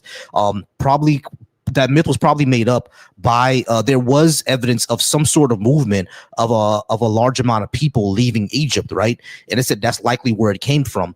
But the entire Exodus story, there's no evidence of that happening. Like one leader who was a prince and came down to remove his people out from the land, and a movement of about 2 to 3 million people, that is something that we don't have evidence of. What we do have evidence of is that there was a group of people living here. They were foreigners. They lived there for about a decade or so, and about 1,000 of them packed their things and they moved. That's likely where the foundation myth came from. But the entire thing that we see in the biblical narrative, we don't have evidence of that, or even the person who led it, which is supposed to be Moses. Got it. I'll say a couple things. First thing is, if I'm a Christian and I'm being reasonable, I would say that it's certainly possible. Everything you just suggested could be pinpoint, bullseye, like 100%. So I will grant that, right? Just trying to be intellectually, having intellectual humility. I will say a couple things that you said that were interesting, that did stick out to me. First thing is that name is not even Hebrew. That fact, if we're being honest, if we're being just objective and reasonable, actually adds to the credibility. In and of itself does not prove that Moses exists, so let's not go too far with that one fact. But it would add to the credibility of the Moses narrative, because in the Bible you'll notice that he was given away. He never even saw his first birthday with his own parents, right? He was immediately put in the river, and it's a pretty tall tale to believe that no alligators ate him or whatever, somehow ended up into the Egyptian palace, but that they named him. So he doesn't even have a Hebrew name. That would be entirely in line and consistent with the narrative, right? So, but again, that one fact doesn't prove everything. It's just so there's that. You also said that there's no evidence whatsoever You'd have to dig into this, and I have to be fair with this point that the corpus of the scientific body is sort of like hostile to this idea. So I'm not going to act like it's like, I'm not going to bang the table on this, but I am aware of a gentleman, I think in the 60s, who did some diving in the Red Sea, and he went down to the floor and he found sort of like these objects that are non-natural objects looking like man-made, like chariots and things like that. And there is some sort of a video at the time. Now, again, that in and of itself does not mean the whole thing's true. So that's what I was talking about the last time. Again, multiple people have redone that. Multiple people, multiple universities and multiple scholars had said that no, this is not true. There are no chariots under the Red Sea. Like they'd have to really say this like every year, not just that, but Noah's Ark too. They literally have to say every single year that no, this stuff is not true. There are no chariots down there, guys. Like that's not a thing that's there. Now, what I'll respond to that and say is, I'm not intimately familiar. I've not kept up on that, so it very well may be just as you described. So I'm not going to fight you on that. What I will say about the Noah's Ark thing is interesting you bring that up. There is a Noah's Ark project going on, and there's a guy who's doing all that and is doing sort of like modern tech, scientific applications. Ron Wyatt. Sort of like, say it one more time. Ron Wyatt. I believe that might be the name. He's a liar. I just know it as the Noah's Ark project, and they've got samples that they sent off to labs, etc., that are possessing potassium, which is an indication of like wood degradation in an area that doesn't have a lot of wood. They've also sent off samples, and they've got animal hair of a lot of animals that are not indigenous to local space. There is some scientific, how about this? If you're open-minded and you're intellectually humble and intellectually honest, I don't know if we can say conclusively that Noah's Ark piece is like total fable. We can say completely. We can say have to allow the science to play out. No, we can say conclusively. Like we can say that conclusively. There was no worldwide flood. We can say that conclusively. What we can say conclusively is that there was probably a localized event that got exaggerated, and because these local people, ancient times, they didn't know that the entire world was the entire world, because Earth is pretty big. I'll tell you the truth, but when it comes to Noah's Ark, we can say conclusively that didn't happen. There's even a playlist by a paleontologist, someone called Aaron Raw. It's online, where he actually goes through all the evidence, like not only in archaeology, but like paleontology and dentiology, like the study of trees and stuff like that, and his history, and even mythology. Like it all goes through like how Noah's Ark basically could not have happened. Geology disproves it. There's a whole bunch of things that disprove it. What we can have is a localized event that got exaggerated, but a worldwide flood is just no. There's zero evidence of it. There's evidence against it, as a matter of fact. Now, when you say ANRA, ANRA, if I wanted to look that up, ANRA, ANRA, yeah, ARONRA. ONRA. Got it. I'm actually curious to know your thoughts on this fact. So I'll share with you a fact. I'm curious how you make meaning of it. Okay. So a lot of people who come at it not through the scientific door, but come at it through the sort of archaeological door, a lot of them who want to sort of eat away at the credibility and the authenticity of the scriptures, what they would say is, rather than it being some sort of like a fable, what they would say is it's stolen. It's stolen from all the pagans, all the other pagans, everyone that you go back to, they all have a flood myth, all of them, no matter where you go. Yeah. Right. They all sort of have this. So from an archaeological perspective, it's a fact that not just the ancients of the Hebrews, but the ancients of all these other civilizations, they all seem to sort of in the same sort of like window to record that there was this major thing. Now, when you say local, let's say it's throughout the like Mediterranean area. Let's just say I grant you that just to move the conversation along. What do you make of sort of every people group in that time and area? So all sort of pointing to this same event happening. Do you think that that's like, You know what I mean? Do you think that, like, what do you think? I guess I'm curious. Yeah. So when it comes to flood myths, right? What we see around the world is that flood myths, like basically all of them happen to every single people group that have a flood myth. All of them live near bodies of water. All of them. Yeah, I mean, like either rivers or lakes or something like that. Because we know rivers have monsoons. We know lakes overflood when there's a storm. So like they all have those. Everyone who lives near a body of water has a flood myth. But when it comes to the timing of it, when it comes to Noah's Ark, we know that comes from the Epic of Gilgamesh, which was like hundreds or sometimes even thousands of years before Noah's Ark was written. So we know that's where it came from, right? But even after that, we have flood myths that originate after that, and some flood myths that originate before that. I think the Chinese flood myth is like, I think a couple of thousand years after the Epic of Gilgamesh. You see what I'm saying? So they're not all happening at the same time. And most importantly, they all happen near bodies of water. Like any other people's group that don't live near bodies of water, they don't have a flood myth.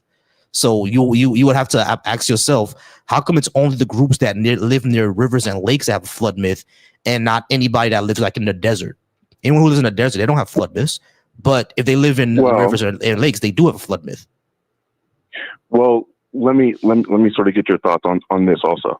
So all is always a difficult burden of proof whenever you're in a debate of sorts, right? Always and never, right? And so if you're saying in always, I have to come up with one example that'll sort of break that, yeah? So if you look at it, right, if you look at the record, the Hebrew one specifically, right, the one that we're talking about in Genesis, that one reports to have fallen or sort of landed in Mount Ararat. Now, if you're familiar with the geography of the area, I know most listeners probably aren't, but that's maybe about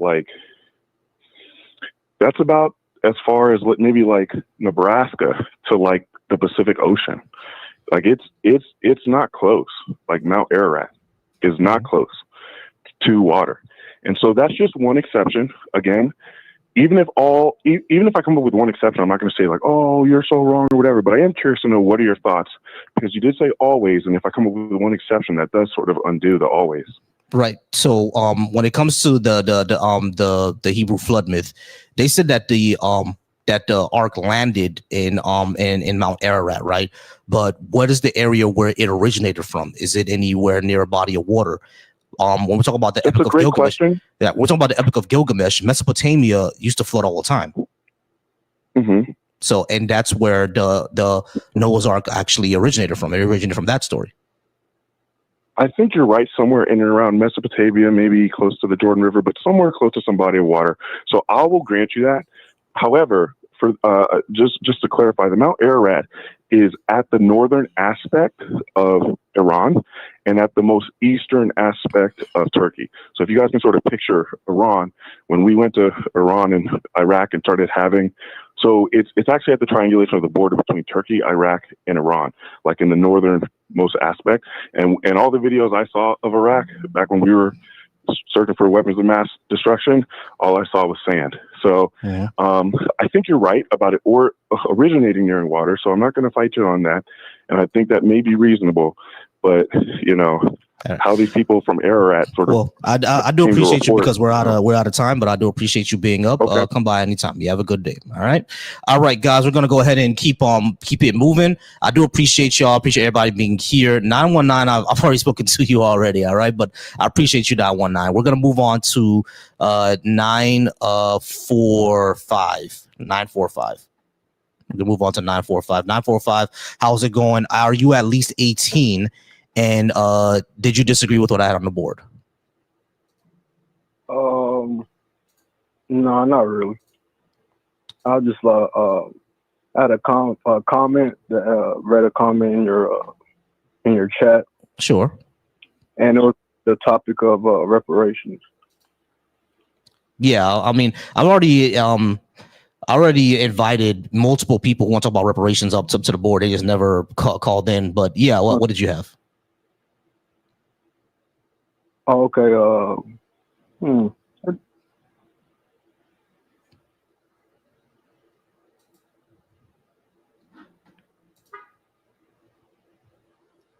Hello.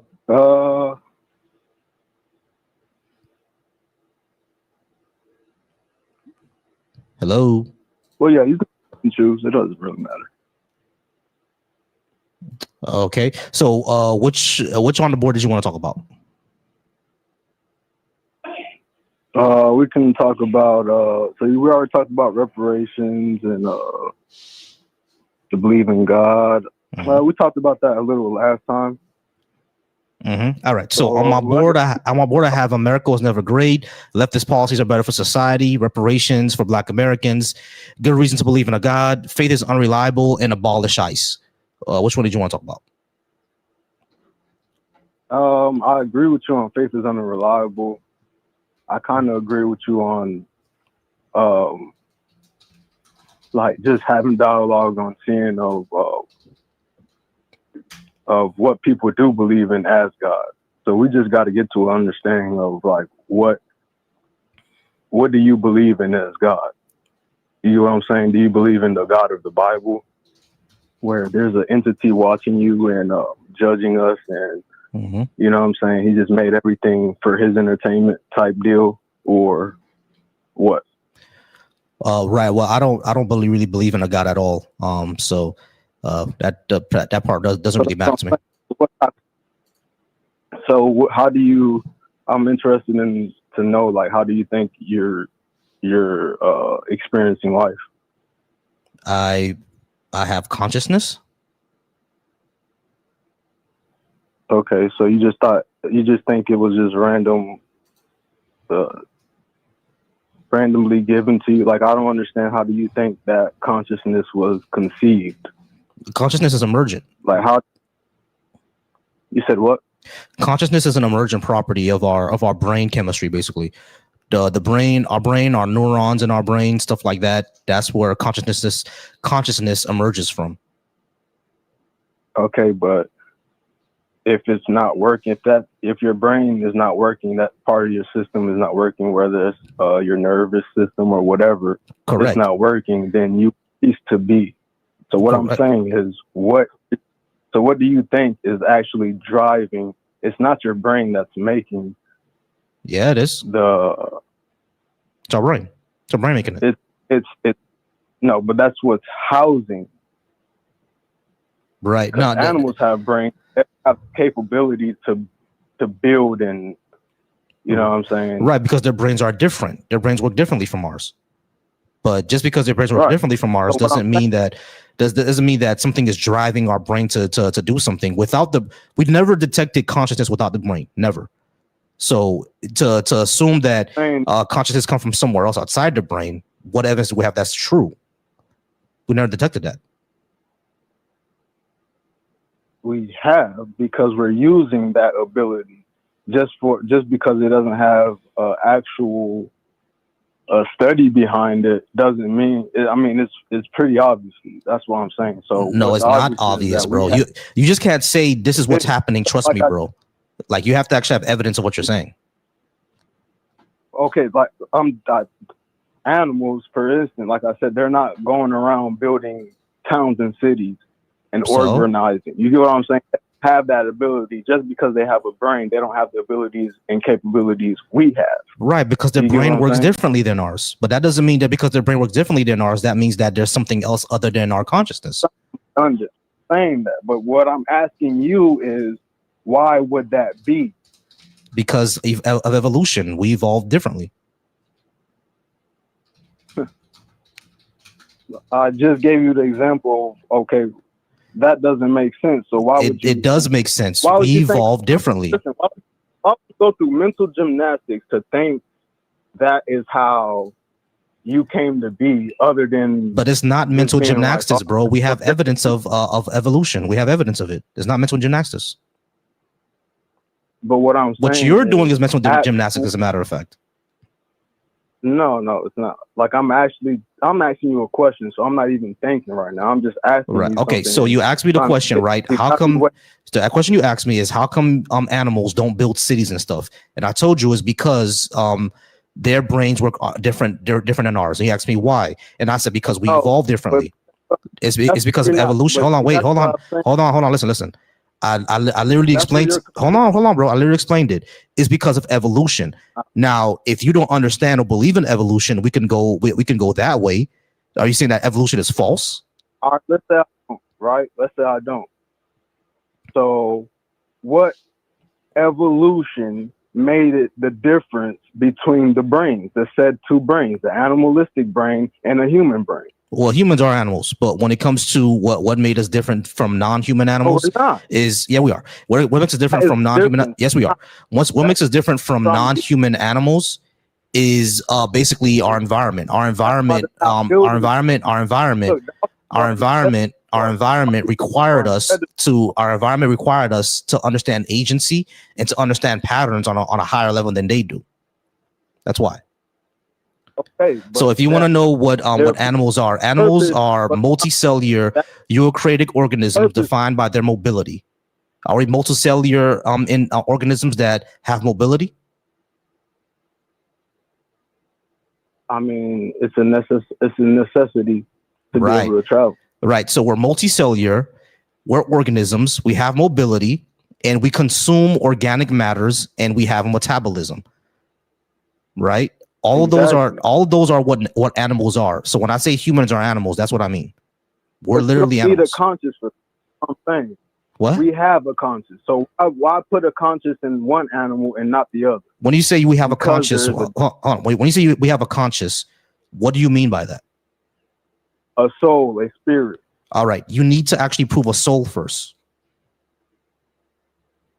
Just because we have consciousness doesn't mean that we have a soul. You understand? Hold on. When you can't hold on. That's what I'm saying to you. Hold on real quick. Hold on real quick. You cannot say consciousness and soul are the same thing. You can't make that claim. I didn't say that. All right, but I asked you. Hold on, but hold on. When I asked you, what do you mean by consciousness? You literally said soul. That's what you said. I asked you, what is consciousness? And you said soul. So if they're not the same thing, what do you mean by that then? All right, I took you off mute now. That's in your mind that operates your body. You understand? All right, we're going to go ahead and move on, guys, because that was getting nowhere, and I don't have any time for that. We're going to go ahead and move on. I do appreciate y'all all being here. Again, over on the TikTok, we're at 11K likes. Let's try to get us to 15K within the next few minutes. And like I said, I appreciate everybody watching me on TikTok. If we don't get to 15K within the next 5 minutes, Ariel will shut off the comments. All right, she will shut off those comments if we don't get to 15K. So let's get to 15K before then. All right, shout out to everybody who's watching me on Deconstruction Junction. I do appreciate y'all over on Deconstruction Junction. You guys are amazing. Please keep watching. Please keep liking. Please keep the conversation going. Get to 15K. So let's get. Oh, sorry about that. Please keep the conversation going. Over on the Volsy Thoughts channel, I appreciate you guys there as well. I did see a lot of people who are basically disagreeing with me.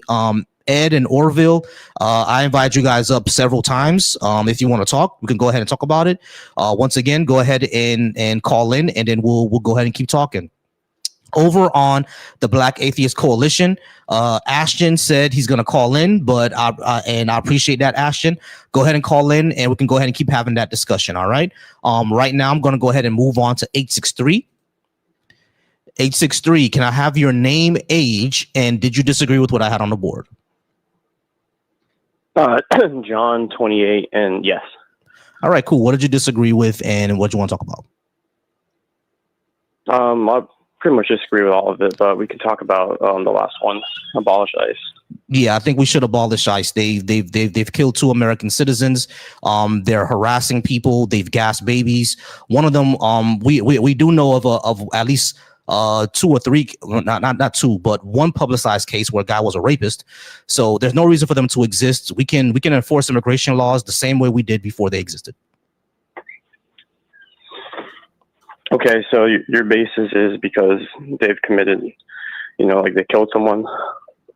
My basis, all the other things you listed. My basis is they're not following the Constitution. My basis is they're not following. Number 1, they're not following the Constitution. Number 2, they're harassing people. And number 3, there's no reason for them. Let's not shotgun. Let's go one at a time. What part of the Constitution are they following? They were the Fourth Amendment, reasonable search and seizure. In what instance? It was literally there was literally an internal memo that went around that said they can enter homes without a warrant. An internal memo? That's not binding. That won't have any legal effect. I understand they won't have any legal effect, but they're allowed to break the Fourth Amendment. Let me ask you this. No, they're not allowed to break the Fourth Amendment. So then why did they send that? So why did J.D. Vance give them immunity for anything that they do? J.D. Vance doesn't have the power to give anyone immunity. He's a vice president. Tell me where that's listed in his powers. It's not. No, I agree with you. It's not. Right, it's not. So therefore, whenever someone's Fourth Amendment right is violated and it goes to court, that's going to mean nothing. That internal memo is going to be nothing. So right, and you would agree that all law enforcement agencies have violated the Fourth Amendment, right? Yes, in some way or another. Yes. So should we abolish all of them? Probably. Because the way that policing works, no law enforcement. No, we can have law enforcement. The way that policing works in this country came from slave. The way that law enforcement in this country came from slave catchers. So we need to change the entire way that we do law enforcement. Okay, so you should want to abolish all law enforcement. I'm not sure we can do all abolish law enforcement, but the way that we do it in America, we should definitely do it. Can. No, I don't think I'm not sure we can do that. But the way that we do it in America, we definitely should abolish that. Okay, well, my overall point is that there's nothing that's special about ICE that's different from any other sheriff's office, other than what laws they're enforcing. Mm-hmm. So that doesn't seem to be unless you're agreeing that you want to abolish every law enforcement agency. We can probably do that. States, we can probably do that. Yeah, we can probably do that. Okay. But when it comes to ICE specifically, when we see the actions that they're doing and the abuse that they had and the fact that they don't need to exist because we can enforce immigration without it, what's the point of them? How would you enforce immigration without? It's not just immigration, by the way. It's customs too. Yeah, we had that before ICE existed. Customs as in things that. Right, but it was probably still federal agencies, right? It was a federal agency. Yeah, it was the ATF. Okay, so what's the difference? It's just a different name. It's not just a different name. It's the procedures. It's the procedures is what they do. It's like right now you can any jackass. Different? Hold on, listen. Training and their procedures and what they're actually allowed to do. Okay, well, if you were saying you want increased training, that is different than saying abolish ICE, right? Yeah, those are different. But yeah, we should abolish it. Okay, it's just kind of like if you're going to say you abolish ICE, some other law enforcement agency is just going to take over, and there's not going to be any difference. So the way there'll be a massive difference. The people that take their place are actually going to be trained law enforcement. How would you know that? How could you possibly know that? Because the ATF was trained law enforcement. We like I said, we had immigration. So we had. No, they're not. No, they're not. We know they're not trained. You don't think they go through training? They don't. This has literally been reported already. Any jackass off the street can become an ICE agent. You can become an ICE agent right now, and they'll give you a gun and a badge in 2 weeks. Oh yeah, yeah, this has been investigated already. They probably would hire me. Yeah, exactly. This has been investigated already. That ICE agents are not being trained. They can fail tests and still get a gun and a badge. They're not being trained. Yeah, bro. I mean, I just haven't seen any credible source that says there's no training. Okay, and it just doesn't make any sense. And also, the guy. I know it doesn't make sense. That's the problem. The guy that died was an 8-year veteran. The what? The guy who shot the guy today had been there for 8 years. He's been in ICE for 8 years. There's training, but that's what I heard. I don't know, maybe not ICE, but law enforcement in general. He was there for 8 years. Yeah, our law enforcement in America sucks. That makes it that's my overall point. Is that there's nothing about ICE in particular that makes it more of an egregious agency other than any other law enforcement other than the fact that they're literally allowed to have immunity for anything that they do. Well, that's not true. So why was it put out there by the vice president? I don't know. The vice president, just because the vice president says it doesn't mean it's true, right? He could say he's king of China, and that's not true. Right. I understand that he could say he's king of China. How it works. I understand he could say that he's king of China. That is not true. But immigration is part of the executive branch. If someone who has a position in the executive branch is giving these people these powers, we know that the vice president, right? Okay, we know that because he just literally just told them they can do it. He just told them that. Okay. We know that the vice president. We already know that the vice president, their role is basically ambiguous. Their only real role is to break the tie in the Senate, right? But that doesn't mean that they can't get powers. Powers can be delegated to the vice president. Okay, what powers did he get? What powers did he get? This one. Which one? The control over ICE, essentially. I mean, he may have some sort of like unofficial overseeing ability, but he doesn't have the power to grant immunity to any of those. Anyone. Why not? Because the executive branch, what do? They execute the law, right? They don't create the law. Now, only Congress could give them some sort of immunity, or if the courts found through some sort of common law or interpretation that they had immunity, then the courts could give them immunity, but the vice president can't just say, yeah, they're immune. Can't do nothing about it. Has this administration, nowhere near how it works. Has this administration been following court orders? Yeah. Maybe no, not. They haven't. They've broken multiple court orders. The only court orders that they've broken have been temporary ones at the district level, which is the lowest court in the federal system. Well, that's not true. But the thing is, like, even if that was the case, even if that was the case, they're still breaking court orders, my friend. Right. So, I mean, the thing though is that the system is more of like a test system, right? So the president Trump's not a lawyer, right? Which is a problem. Well, I mean, many presidents aren't. And even if he was a lawyer, only other role. I'm sorry. Go ahead. No, you're good. Even if he was a lawyer, it wouldn't be his role to be to try to interpret and understand the laws. His job is to execute the laws. Now he's relying on usually White House counsel, lawyers that are hired there to advise him on legal matters. And if they have a good faith basis for saying you can do this, right? Well, that's why we have the system, because at some point, if it's wrong, it's going to go to the Supreme Court, and then it'll be overturned. And Trump has not failed to comply with any Supreme Court order. But you see, no, actually he did when it came to the person that it was the person that he said was an MS-13 gang member.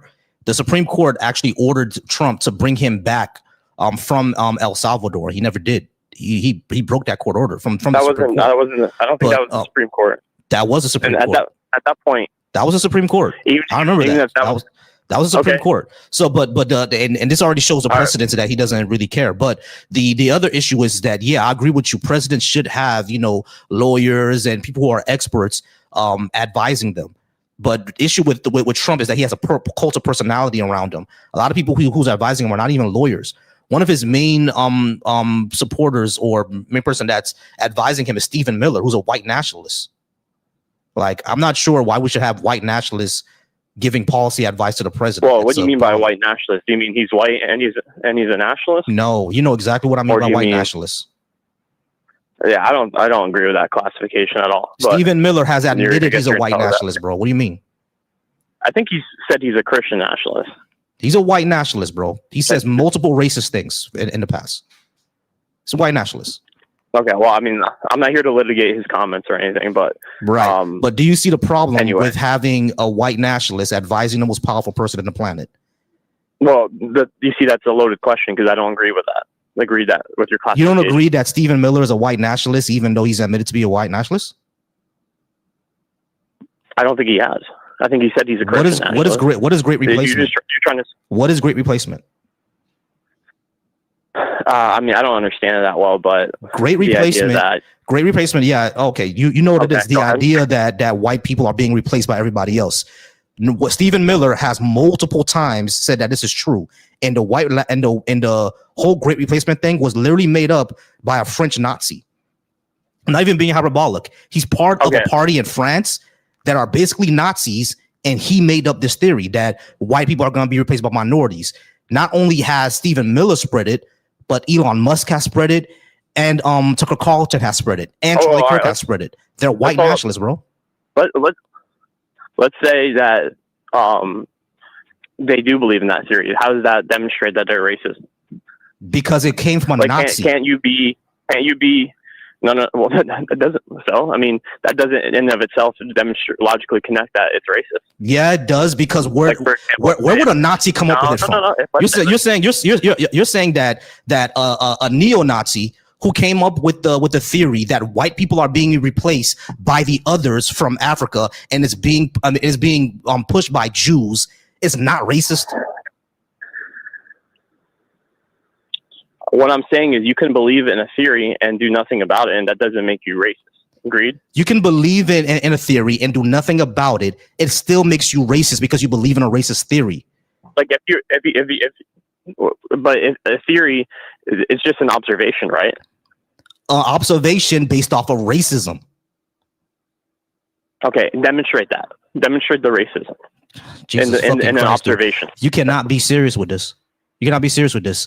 A Nazi said that white people are being. Hold on. Let me explain. Let me explain it. Already. Yeah, I know I said it already, which is kind of crazy. Can you steal which is kind of crazy. Which is kind of crazy how I already explained it, and you're asking me to make the racist observation.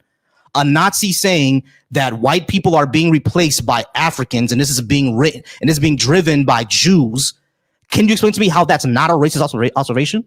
How's that not racist? Well, if he said, and that's a terrible thing afterwards, then yes, it would be, that would probably be racist. Which is exactly what he said, yeah. That's exactly what he said. What? That's exactly what the person who came up what the person who came up with Great Replacement theory said, that this is a bad thing because white people are going to go away, and then Europe is gonna exactly. So it's a racist observation. And Tucker Carlson, Charlie Kirk, Stephen Miller, Elon Musk, they all spread this idea. This is all bullshit. It's all racist bullshit, bro. Okay, well, did you understand what I was trying to say? Is that merely making an observation, right? Saying, okay, I dropped the ball and it fucking falls to the ground. That's gravity. And then having an opinion on whether that's a good thing or a bad thing is a completely different thing, correct? Right, of course there are different things, but that's not analogous, bro. That's all I was saying. Right. No, I understand that. I agree with you. But what I'm saying is it's not analogous to the great replacement thing. Well, I mean, I think it is. But then you added in the context of, well, he thought, this is a bad thing, and then who knows what he wants to do about it. Yeah, I mean, that would obviously, depending on, all the context of that, would definitely lean towards being a little bit racist, especially, sounds like this guy you said was a French Nazi. I've never even heard of a French Nazi, but I'll take your word for it. But anyway, what I'm saying is that his observation is total crap. That's what I'm saying. Like white Europeans are not being replaced by anybody. The only reason why he said this is because he saw there was a rise in immigration in France and in Switzerland, and all of a sudden he's talking about the white people are going to be replaced by black people, and it has been driven by Jews. That's how do you even come up with that? I mean, I don't know anything about that, so I can't really comment whether that makes sense or not. It makes zero sense to me, but go ahead. I'm sorry. No, you're good. I mean, look, that was my main thing. It's just, I think I don't think it's really consistent to say you should abolish ICE, and then it sounds like you want to abolish all law enforcement, but I don't think you really do believe that. That's not a good idea. I'm not sure if it's possible, but I think I actually do think that the way that policing works in America, it needs to be abolished. We need to come up with an entirely new system. I guess how would you evolve it? We would need to build a system based off of rehabilitation and keeping the peace, rather than like carceral punishment and a reactionary force. I mean, the problem, there's a few There's a few problems with that. You don't want to. It needs to be reactionary, because if it's not reactionary, then you get to the point where, I don't know if you've ever seen, what's that movie called? Minority Report. But like, what, you're going to start predicting crimes? I'm not going to start predicting crimes. What we do is that we put in policies what we do, we put in policies that lower crime in the first place. Like, you'll be surprised how far universal healthcare grows to lowering crime. Educational reforms, yeah, I don't know about that, man. I don't think that's really the problem. What do you think the problem is? But that's, well, I mean, the problem is, I don't know. It's pretty complex. The problem is, first, it's going to be males, right? I mean, women who are in poverty don't commit violent crimes. You would agree?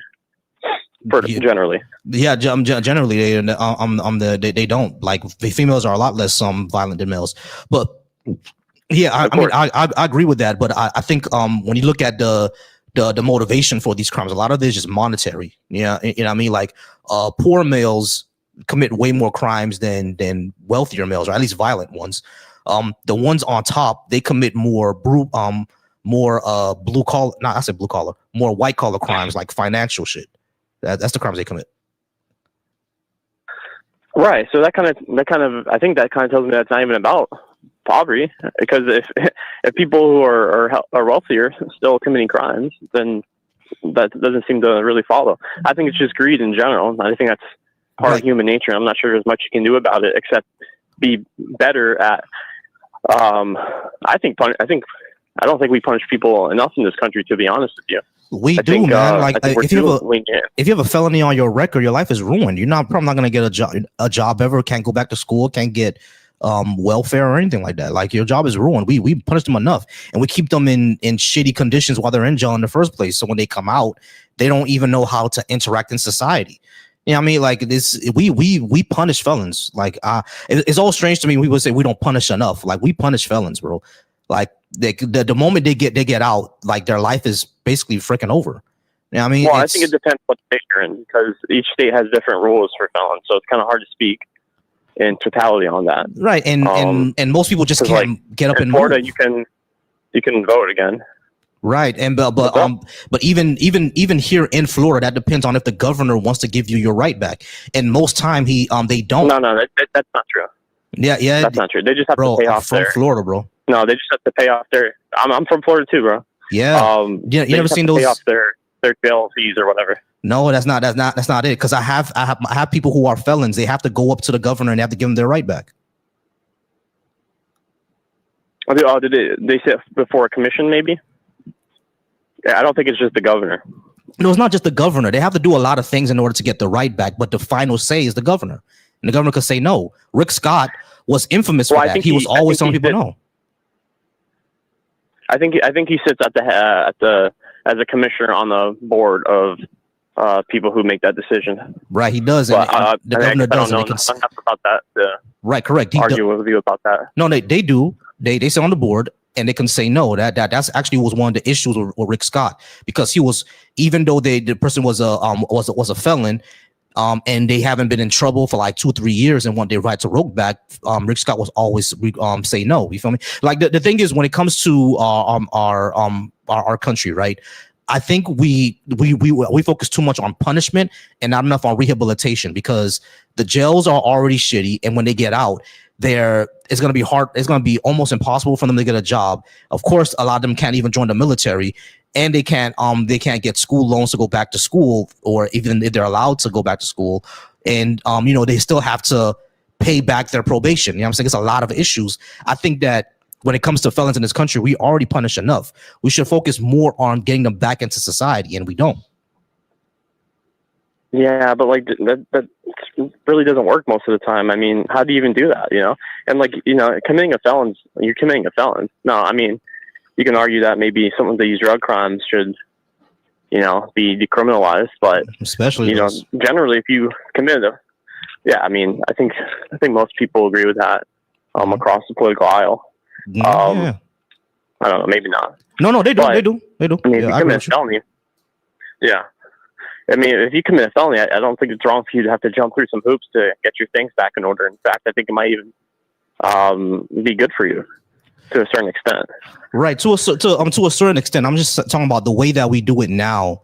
It's like you're basically causing more recidivism, because if they can't get assistance, if they can't go back to school, they can't get a job, what's going to happen? They're going to go ahead and commit a crime again. And that's what we see most of the time. So that's why I'm saying that we should work on that type of reform.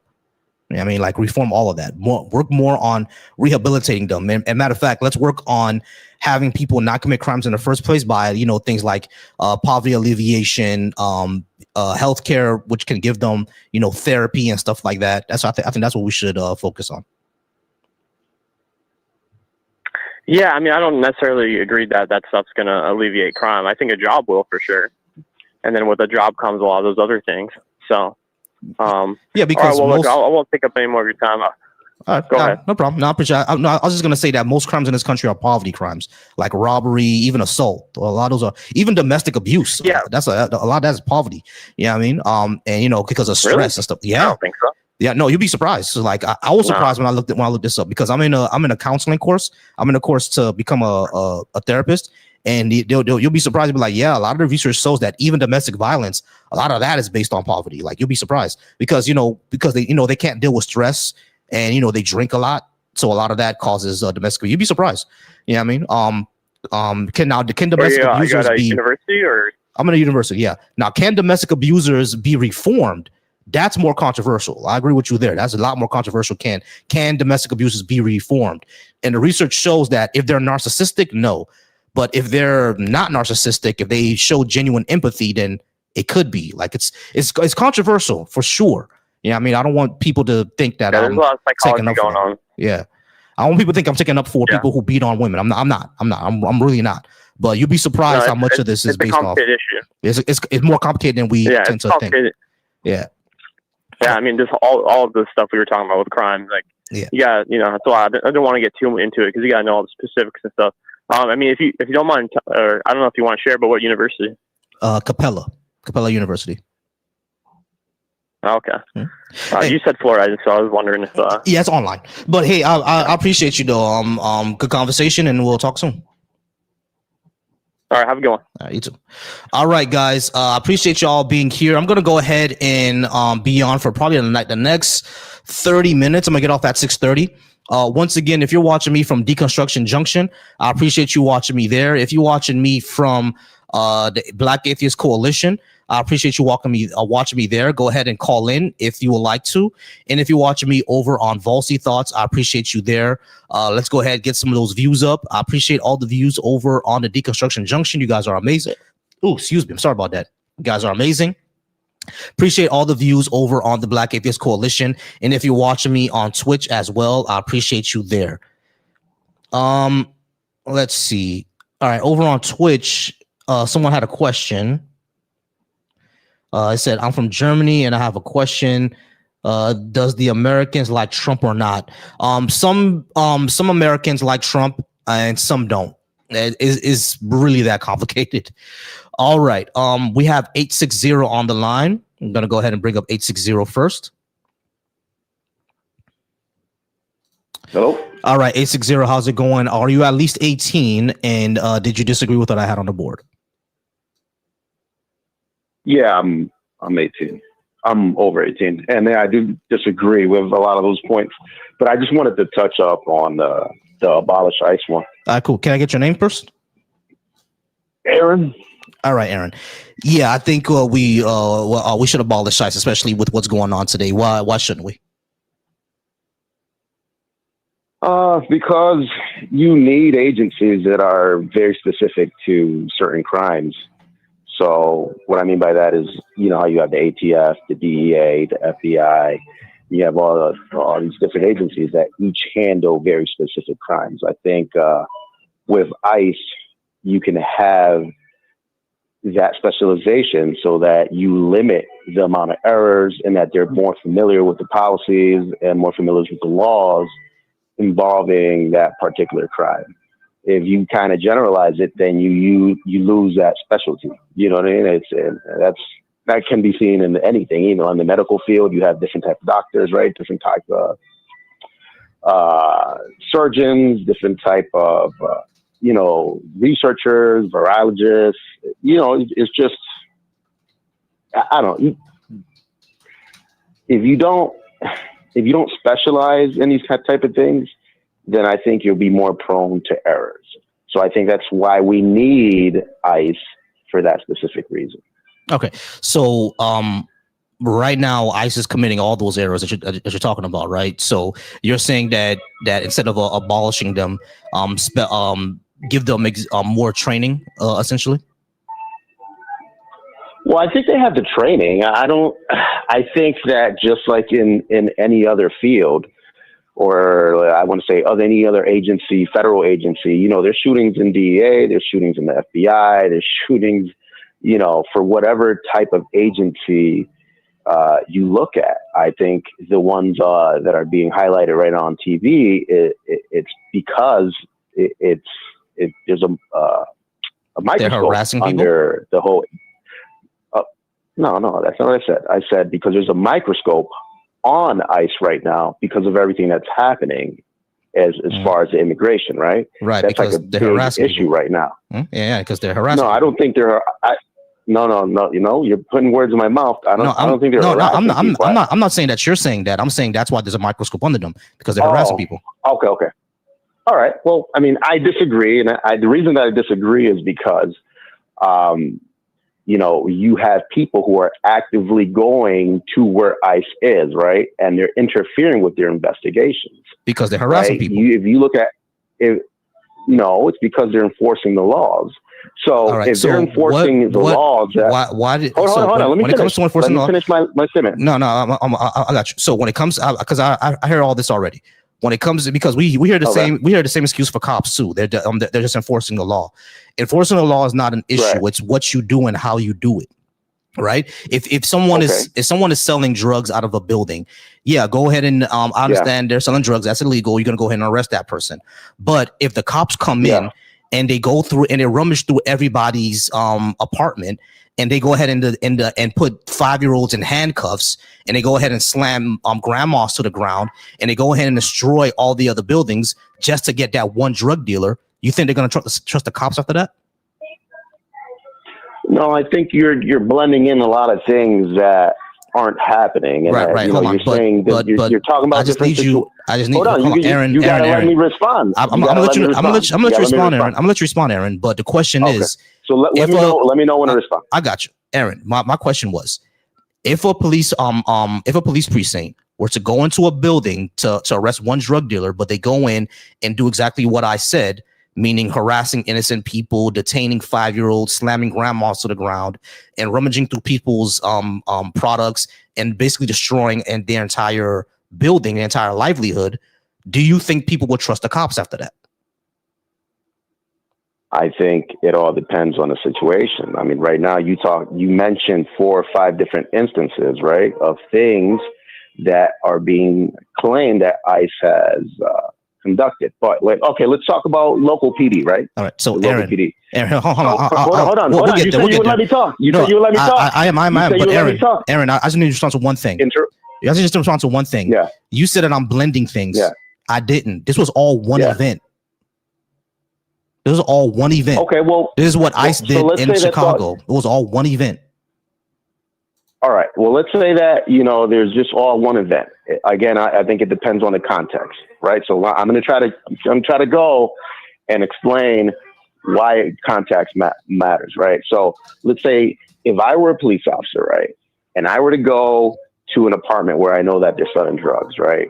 And I've done maybe some controlled buys where, we have a undercover officer go in there or informant go in there and purchase the drugs, right? Now I know, hey, listen, there are drugs in this apartment or there are drugs in this house, right? We can now go get a warrant and then have access to the house, right? Okay. So let's say that happens. Let's say officers go into that house and in the process of being in that house, right?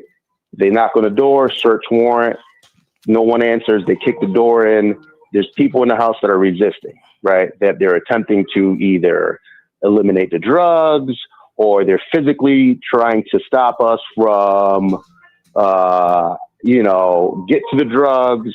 or they're fighting officers, or they're trying to flee the scene, officers are going to have to use some type of physical force, right, to detain them, right?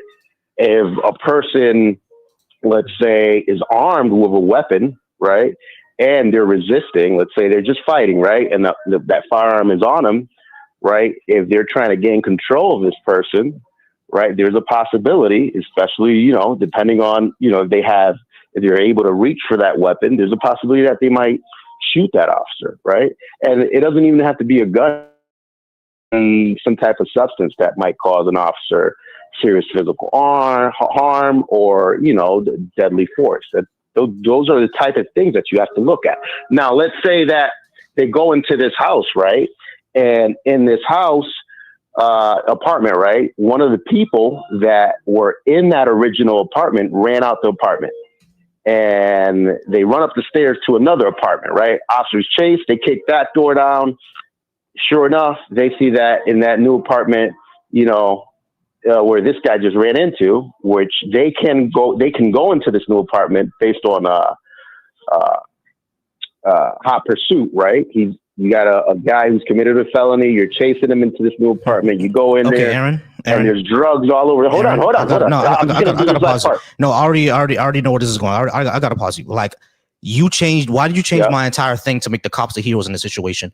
You realize that what I said happens all the time, right? Where, hold on. Let me finish. I didn't. Let me finish. Let me just finish with this one thing. Because you did. Yeah. Because you said that we're going to go ahead and go into this apartment, but people are resisting. And then he runs to another apartment. So the cops break into that one. Yeah. And then they see drugs all over the place. So they have to seize those, and they have to keep running and running and running. This is making cops reasonable. Right. What you don't understand is that cops have done things multiple times, and I've been through it, where none of what you're saying happens. They just bust into a house and just put everybody on the ground. No drugs, no nothing. They just treat everybody like a criminal. Do you understand? If something like this happens, there's going to be a lot less trust for cops. Listen, maybe I want to say maybe in the past you could do things like that, right? You could do things like that. But it's literally just happened in Chicago, bro. Literally just happened, bro. Hold on, listen. Hold on, listen. Let's say, right, now with body cams, right, you can't just rush into someone's house, right? Body cams can be shut off, bro. Someone's house. Body cams can be shut off, bro. They could. And not only that, there's a memo going around in ICE that they can bust into people's house without a warrant. Like this is all about. They can bust in, right? But you got to think about the context, right? They can bust into someone's house, right? If they're in hot pursuit of someone, if they know that someone is in that house. Mm-hmm.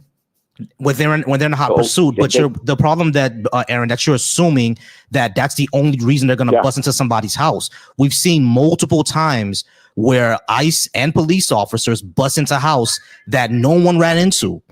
They're just doing shit, bro. This happens multiple times. Why do you think that people from my community don't trust officers? Because we see this all the time, and not just us seeing it. There's research on this where police brutality is a major thing in communities of people who look like me, where they're just harassing us. I'm first generation Hispanic here. My parents are Puerto Rican. I grew up in the project. So know. So no, but I know that you're wrong, because I'm not saying that hasn't happened, right? Because there's been instances just with anything where no profession is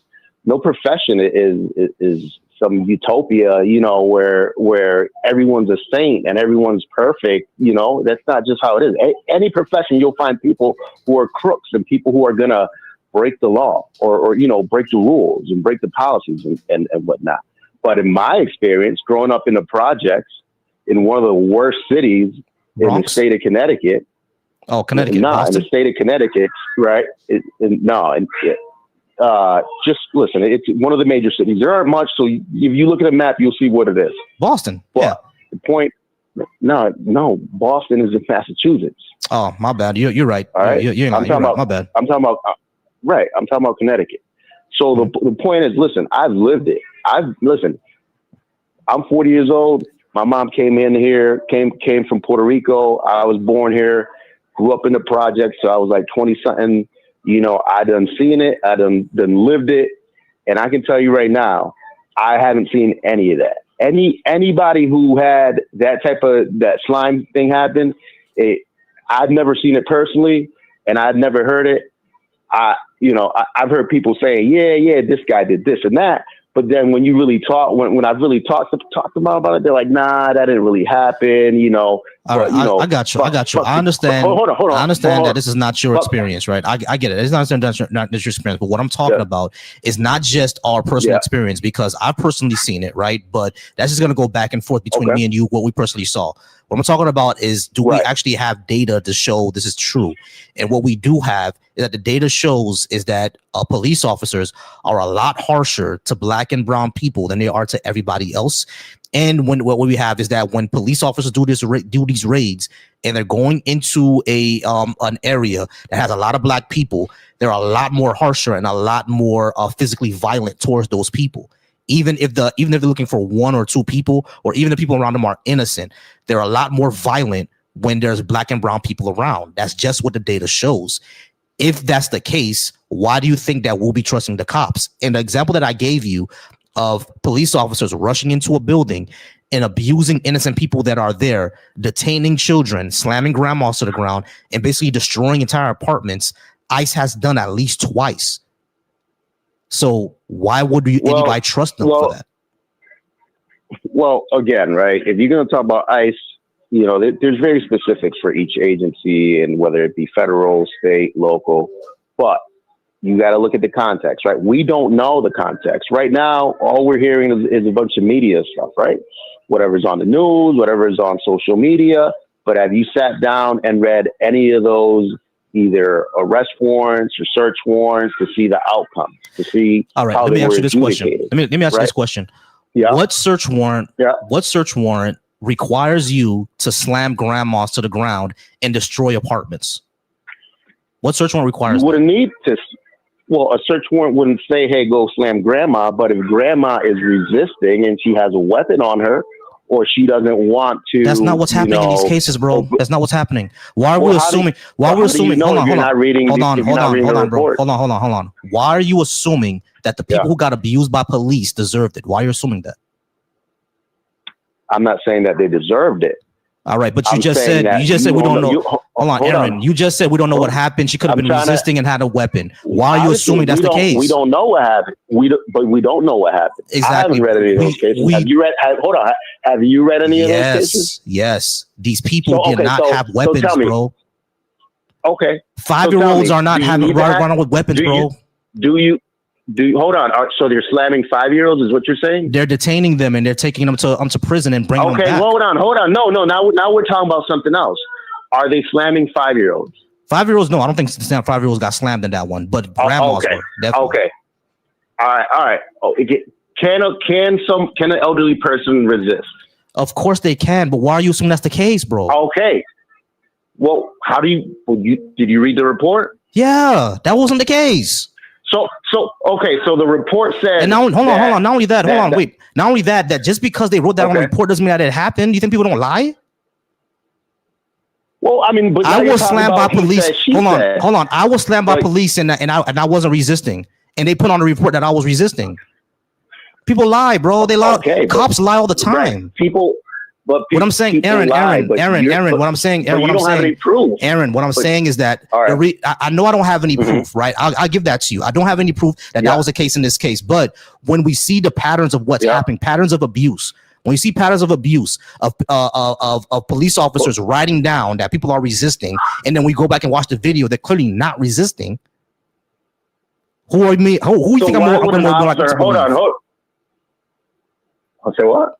Who do you think I'm going to be more likely to believe? Who do you think I'm going to be more likely to believe? The grandma who's been there for 50 to 60 years, who's frail, who's like a little old lady, or a 6'3" officer who has Nazi tattoos? Which one do you think I'm going to believe? Well, all officers aren't 6'3", and all elderly people aren't little and frail. Bro, I just need you to answer my question. So, like, hold on. Aaron, your question. But you're not.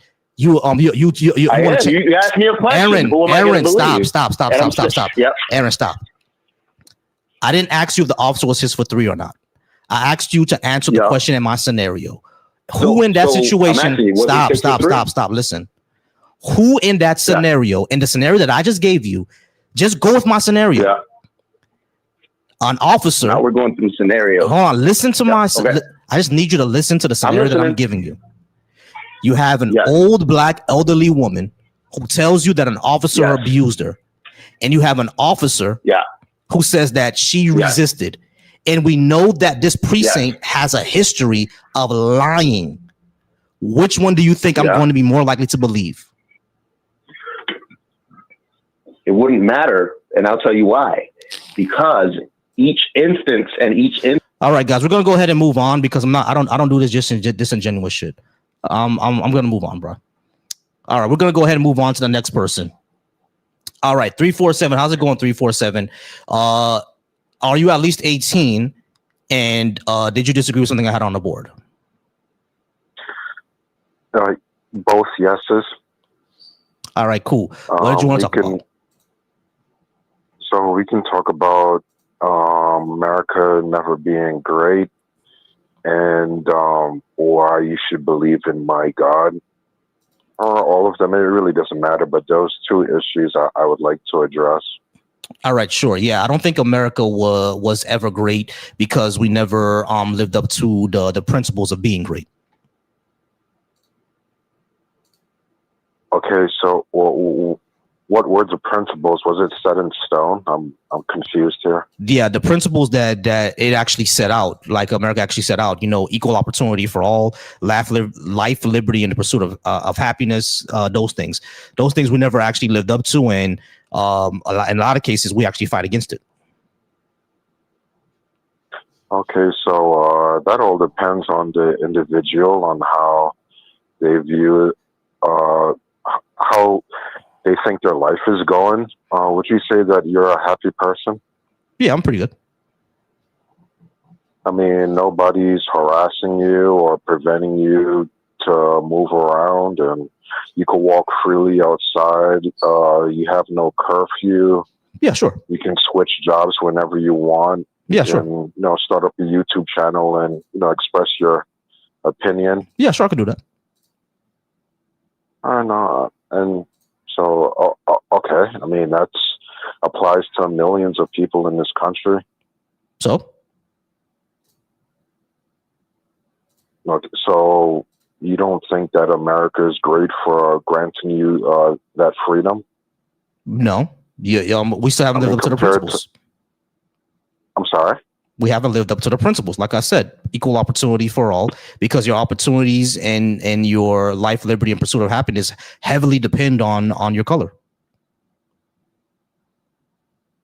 Yeah, I mean, there's a little truth to that, but it mostly has a lot to do with class, sir. Yeah, I agree with that. Mean, like, it has to do a lot of it has to do with class, but that just kind of proves my point. No, okay. I mean, we can't transition to a classless society where everyone's on an equal level playing field. Yeah, we can. We can do that. That's not fair. So what's the point of hard work? What's the point of hard work? I mean, people indulge in hard work in order to obtain something greater. Yeah. And elevate themselves in the financial bracket. Understood. So if you eliminate that. Right. What I'm saying is that won't stop. I just want to finish, sir. All right, go ahead. If you eliminate that, right, and put everyone on an equal level playing field, that will destroy the incentive for people to pursue a great work ethic, and that would eliminate ingenuity as well. But so no one is saying no one is saying that everyone is going to be on an equal playing field. There's going to be people who are smarter than someone else. There's going to be people who are going to be more resourceful. There's going to be people who are going to be bigger and stronger. That's always going to happen. But everybody should have the same opportunity to achieve their goals. Okay, so yeah, which I'm not understanding, because if you don't want to eliminate the financial tier differences, then you can't eliminate the nature of how the system is run. I mean, a poor person is just automatically going to have lesser opportunities, right? And that's the issue. That's what I want to eliminate. Your opportunities to make it in life or to live a comfortable life should not depend on what poverty level you grew up in. Shouldn't depend on that. And I mean, don't you believe that a comfortable life is very subjective? I mean, one person can, pursue the psychology of wealth, and they just have enough resources to obtain the basic necessities, but outside their work, they're getting indulged in, charity work, which makes them feel pretty good about themselves. Correct. Right. What I'm saying is that, but they live pretty comfortable. Right. And what I'm saying is that if they want to go ahead and pursue more wealth, they can go ahead and pursue more wealth. It just shouldn't depend on that pursuit, and your success shouldn't just depend on your color, your gender identity, your sexual orientation, your sex, or your color. It shouldn't depend on any of that, or your religion. It shouldn't depend on any of that. But what we do see when we look at research into how this operates in our society, we see that it does depend on that.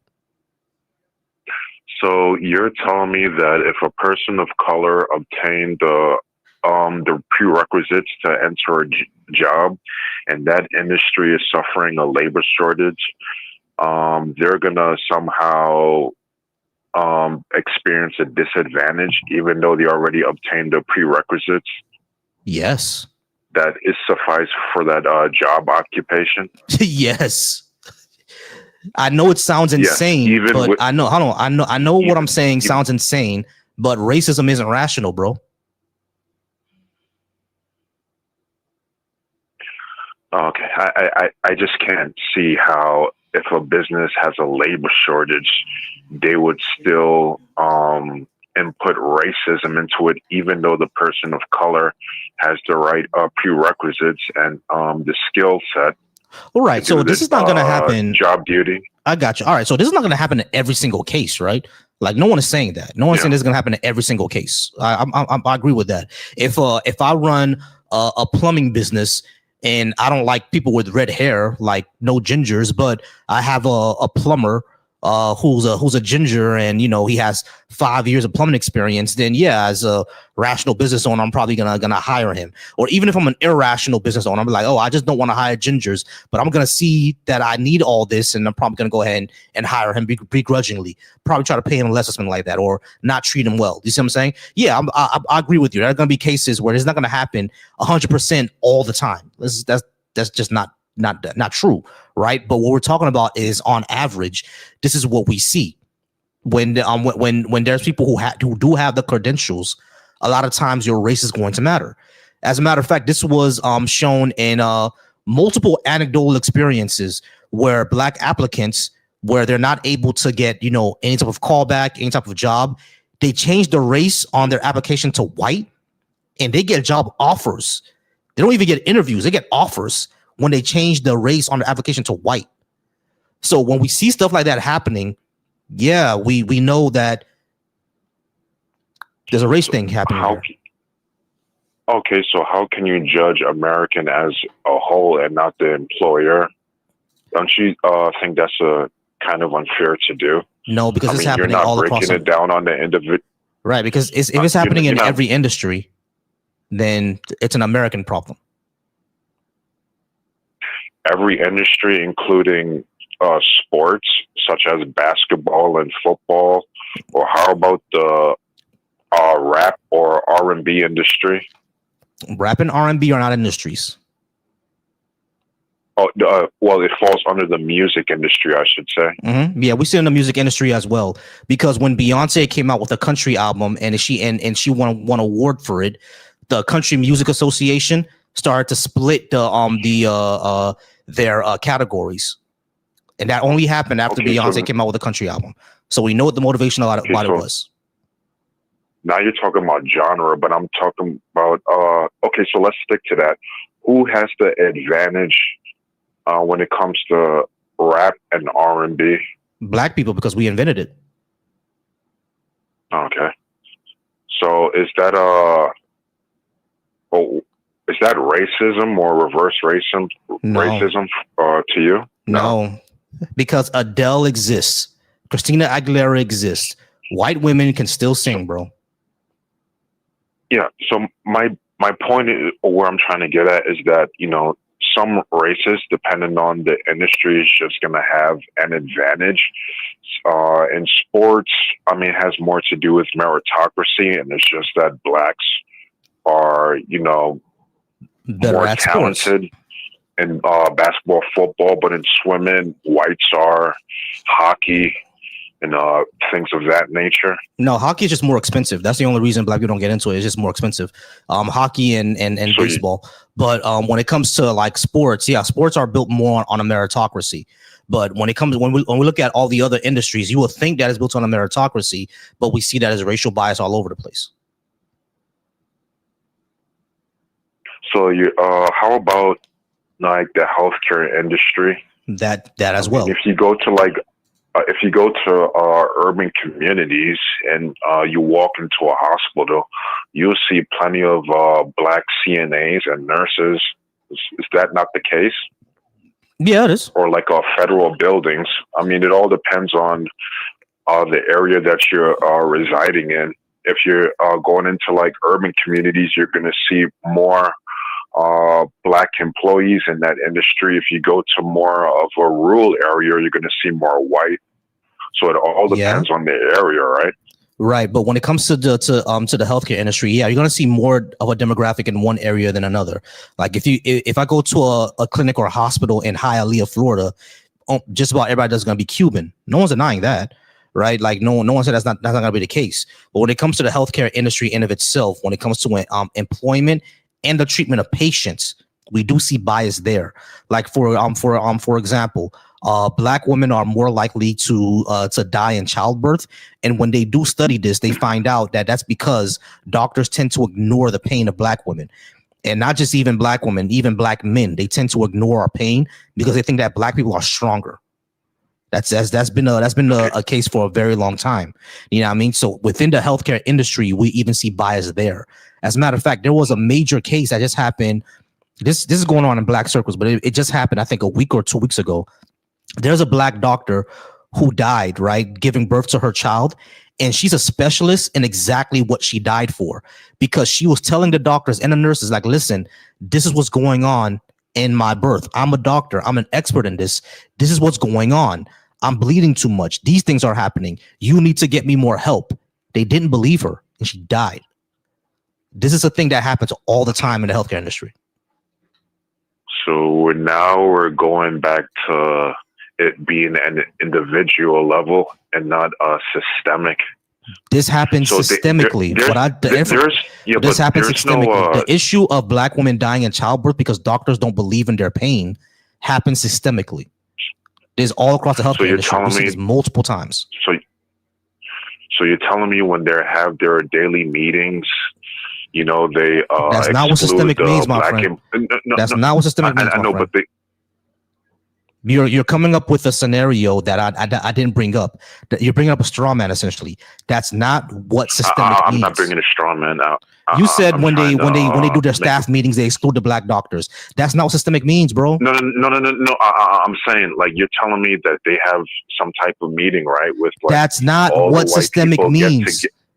That's not what it means. Sir, can you please explain what systemic is then? What systemic is that there's simply enough people within a certain system of within a certain institution that have a belief or a bias. And then that institution and that bias, because there's enough people in that institution that have that belief in that bias, it has a negative effect on certain populations. That's what systemic is. And they don't need to have a meeting to say that we're going to not treat the black people well. They don't have to have a meeting, bro. They just have to have. It just have to be enough people within that institution to have a bias against black people. That's all that needs to happen, and that's what systemic is. Okay, so there's a bunch of white employees who have Professor Xavier Powers and can do telecommunication and construct a tacit agreement. All right, guys. We're gonna go ahead and move on. I do appreciate y'all. Let's see, what time is it? It's about 6:20. I'm probably gonna make one get one last I'm probably gonna get one last caller, and then then I'll get out of here, or one last guest. Again, for everybody on the TikTok, I do appreciate y'all. Over on the TikTok. We got 23K likes over on TikTok. Shout out to everybody watching me over on a Deconstruction Junction. I appreciate y'all there on Deconstruction Junction. For McTime, Pandora, y'all are always here, supporting me. So I appreciate that. All right. Over on the Volsey Thoughts, I appreciate you there as well. Lord Dreo, I'm going to go ahead and answer your call. Just give me 1 second. I appreciate y'all watching me over on Volsey Thoughts. Y'all amazing. If you would like to call in, go ahead and call in. Lord Dreo, probably my last person. And over on the Black Atheist Coalition, I appreciate you there as well. All right. Y'all go ahead and tap that screen. Hit that like button. We'll talk to 860 right now. 860. All right, 860. Can I get your name, age, and did you disagree with what I had on the board? I'm 18. Okay, Aaron, I called earlier. Aaron, you called up, so I'm just trying to see if you cool down after that. All right, guys, we're going to go ahead and talk to 337. Yes, sir. 337, how's it going? Can I get your name, age, and did you disagree with what I had on the board? My name is Darian, and I'm 27, man. I'm over 18, and thank you, because you're very intelligent. I done listened to 2 conversations you had already, and I'm not really here to debate, but number 5 seems faith is unreliable. Is that a question or a statement? That's a statement. I don't think faith is reliable. Okay. So I don't believe you should put your faith in man. To put faith in man, I feel like is unreliable. You know what I mean? So I'm gonna be honest. I feel like, I don't want to get too spiritual, but I will, because I think you're very intelligent, brother, and I don't really want to debate. I just for number 4, you said, can you give a reason to believe in God? So my first one, brother, is Revelation 3:9, and I'm gonna read it to you. Okay, I'm gonna pause for you right there. I really don't care what the Bible says, bro. The reason then we can talk straight. Then cool. Yeah, I would like to talk straight, because when it comes to like reasons for believing in a God, people can bring up their holy text all the time, but I'll always say that just because it's a book says something doesn't really make it true. You know what I mean? I would need more of a reason to believe than just what the holy text says. And when it comes to faith, the reason why I say faith is unreliable, because you said don't put your faith in man. And I could understand where you're coming from, right? What I always say is that faith in of itself is unreliable, because it's essentially a coin flip, because the ancient Greeks had a whole bunch of faith in a guy named Zeus. And we know they did because they built temples to the guy, right? So they had a whole bunch of faith, but they were wrong. You know what I mean? There is no person on top of a mountain shooting lightning to the ground. That's wrong. So if we know that faith can lead you to wrong conclusions, I'll let you go. Let me just finish one thing. We know faith can lead you. Faith can sometimes lead you to right conclusions, right? Conclusions that are absolutely correct. You can believe 1 + 1 = 2, 100% on faith, and you'll still be correct. But you can also believe on faith on something and be 100% wrong, like the Greeks, right? So that means we need something else to figure out what we're right about. And that's what makes faith unreliable. I'm sorry for interrupting you. Go ahead. I think time. Yes, sir. I think time will show. I believe time reveals. And I will believe, I'll be honest, man. Like, I don't really want to talk about the Dead Sea Scrolls or anything like that. You believe what you believe, but I just know I'm the type of brother, like, almost slipped up a little bit. I'm the type of brother that I like to, if it don't look right, it ain't right. But I look at it like certain things, brother, can't be so accurate. I feel like Revelation, excuse my French, and I'm sorry, but I know I don't want to bring it up, but I just feel like certain things in that book, it's too accurate. And I feel like, look, bro, if we, when you do, with theologians know, like brother, I'm a Rastafarian. You know what I'm saying? Like, and all I learned is Rastafarian is, we believe that it's the Bible is history.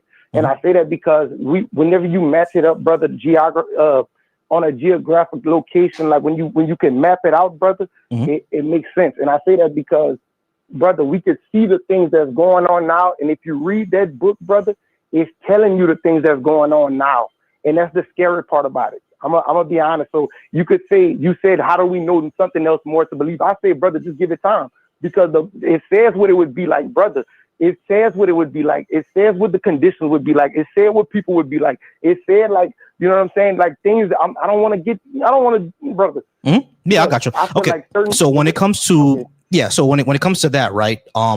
The reason why I find that unimpressive is because the Bible is just pointing out things that have always happened. There have always been wars. There have always been famines. These are things that are hold on. Let me finish. Yes, there's always been wars. There's always been famines. So yeah, they're going to be accurate. Like if I'm born and raised in Florida, right? If I told you in 100 years Florida's going to have a major hurricane, I didn't really make a prophecy there. I'm just telling you something that always happens, right? But the second thing that I would say is that that's how I would respond to, your claim of, just give it time, essentially, because it's accurate. We're always going to make accurate claims if we're always predicting something that has always happened. You see what I'm saying? So it's like that's why I would say that's kind of unimpressive to me. No, brother. So I'll be real, bro. Like I feel like, man, look, I'm gonna be honest. I know you said don't talk scripture. I just want to talk a little bit of things. I'm gonna just spit it. Man, one thing the Bible says, for we wrestle not against flesh and blood, but against principalities, rulers, and wickedness in high places. You don't believe like certain like government, some officials are wicked. Like you don't believe like there's wicked on the earth. Like you don't believe. That's like not what I'm saying. Hold on. That's not what I'm saying, bro. Hold on, I'm saying. What I'm saying is that when it says that, hold on. Hold on. I understand you're asking me that question, but the thing is, you're asking me a question for something that I never said. I never said that there are no. I don't believe in wicked governments. Bro. Yeah, of course there are. Hold on. Let me just finish. Of course, there are politicians and governors who are wicked. I never said there is not. What I'm saying is that that's always been the case. So they're not saying something that we don't know already. That's always been the case. There's always been wicked governors. There's always been corrupt people. That's always been the case. Brother, you are correct. You are correct, brother. But I feel like when you could see it from a perspective of brother, when you could see it in a perspective that's like, okay, I feel like, okay, look, I don't know what you believe, but certain things that we're coming to find out that we're debating about now, the Bible been said that. And I feel like, look, bro, I know you're from Florida. You're from Florida, so I know parts of Florida parts of Florida didn't go through slavery. You understand? I do my history. Parts of it, they fought over with B.A.A.S.H County. You know that the Seminoles and but you also know that the slaves ran to Florida. You know what I'm saying? A lot of the slaves ran to Florida. Yes, sir. So my thing about it is, brother, and you're very intelligent. I could tell you very logistical. I could tell you, brother, it's certain things like slavery. Even slavery, the Bible talks about in Deuteronomy 28, and it says that a people would go to a land that through ships and chains, brother. That's what it says. And I just look at it like, hey, okay, well, that always happened. Well, but if it said people went through slavery 400 years in Egypt, then if they would turn back and rebel, they would do it again, brother. I look at it like, okay, well, who's the people? If I look at it like, okay, if the Bible says, look, Revelation 3:9. I'm just saying, bro. I'm just saying because I want to just show you something, bro. Right. I got you. I got you. Okay, so this is what I'm saying. This is what I'm saying. We don't have to talk about it, but this is no. I'm not cutting you off because you're talking about it. Like I get it. Like those things always come up. No, that's fine. That's fine. I'm not cutting you off because you're talking about it. That's fine. But what I'm trying to say is that you're very intelligent. I know. All right. So what I'm saying is that everything that you're bringing up is things that have always been the case. You know what I'm saying? I understand this evidence to you. I understand this evidence to you. Hold on. Let me finish real quick. All right. So people getting enslaved and put in chains and put on boats and going to another land. That's always happened. That's happened with the brother in a land. No, brother, not for 400 years. Yeah, it did. Talk about It has always happened because remember the Jews were exiled in Babylon. That has always been the case. That's always happened. Yes, brother. Right. But When it comes to 400 years, when it comes to the whole 400 years thing, those are just random numbers. I understand that us as black people, right? We went through 400 years of slavery, horrid slavery. That doesn't mean what the Bible says is talking about us. They're talking about the people that went through it back then, which were the ancient Israelites. They went through that back then. And people being put in chains and going on boats, that's always happened. I don't believe that we're the Israelites. There's no genetic evidence of that. Brother, the Africans know we're the Israelites. I'm telling you something I know. The Africans know that. Okay, so what is the evidence that we have that we're the Israelites? Do we have any genetic or archaeological or linguistic language? Yes, it's genetic. But brother, okay, I'm a Rasta man, so I'm glad you asked it. Do you know about King Haile Solomon? Selassie? About King Solomon. Yes, sir. When I said Solomon, you already know. I said King Solomon. I didn't even get to Selassie yet, brother. I didn't even get to Selassie yet. Solomon. You're very smart. Solomon married Solomon married an Ethiopian. Yes, I know about that. But brother, Emperor Haile Selassie alone is reason why how we know, brother. It's a royal, it's a divine lineage that brother that the brother. Yeah, no, I got you. I got you. I got you. So I got you. So what I'm saying is like, because my wife is Jamaican, so I know that people would be scattered. I got you. So my wife is Jamaican, so I know a little bit about Rastafari. I got you. The Haitians know that, bro. I know. I got you. All right, I got you. Yes, sir. Yeah. Chill for 1 second. I'm just being passionate. I got you. Forgive me, you know what I mean? All good. The thing is, like, since I'm Haitian, so like, and my wife is Jamaican, so I know a little bit about Rastafarianism. So what I'm saying is that when it comes to Haile Selassie, right? I got you. Okay. I got to beat you for a second. All right. So I get you, right? I do understand that Haile Selassie is likely a descendant of Solomon. I don't disagree with that, right? The only thing that I'm disagreeing with is like the divine thing. How do we know that they're divine? How do we know that they actually have these godly powers? And when it comes to black people in of ourselves, how can we actually prove that we are the Israelites? Because there's no archaeological, there's no genetic, and there's no linguistic evidence of this. There are a group of Africans in Africa that do have genetic similarity to the ancient Palestinians, the ancient Levantines, the ancient Jews. That is true. Like, those people do descend from the Israelites, right? So like there is a genetic thing of people in Africa that have that.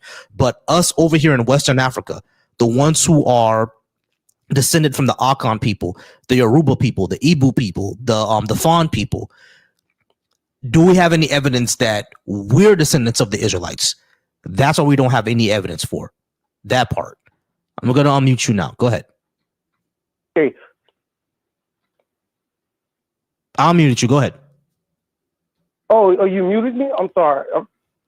Hello? Yeah. It was just the over talking was kind of bothering the audience. But go ahead. What you were saying? Okay. So, and I was listening. You didn't have to mute me, brother. We just kind of both cutting each other off. So, and you have a dominant mentality. But anyway, brother, so even the Yoruba people, brother, all the Africans, they know it's different. But now I could get back to Shem, Ham, and Japheth. So even from that, brother, it's different lines, brother. And even from Jacob is Esau. And I don't know what you know, but brother, it's a lot that I feel like, I'm not going to get into the Bible right now because you said you don't want to hear that. So, brother, you kind of take away one of my defenses. So, brother, yes, I feel like, look, brother, I feel like, first off, those people in that land know that, and the people like the Russians, okay, like Vladimir Putin, he released the catacombs, brother, that showed who the real people were. They know that, like, you know what I'm saying? Okay.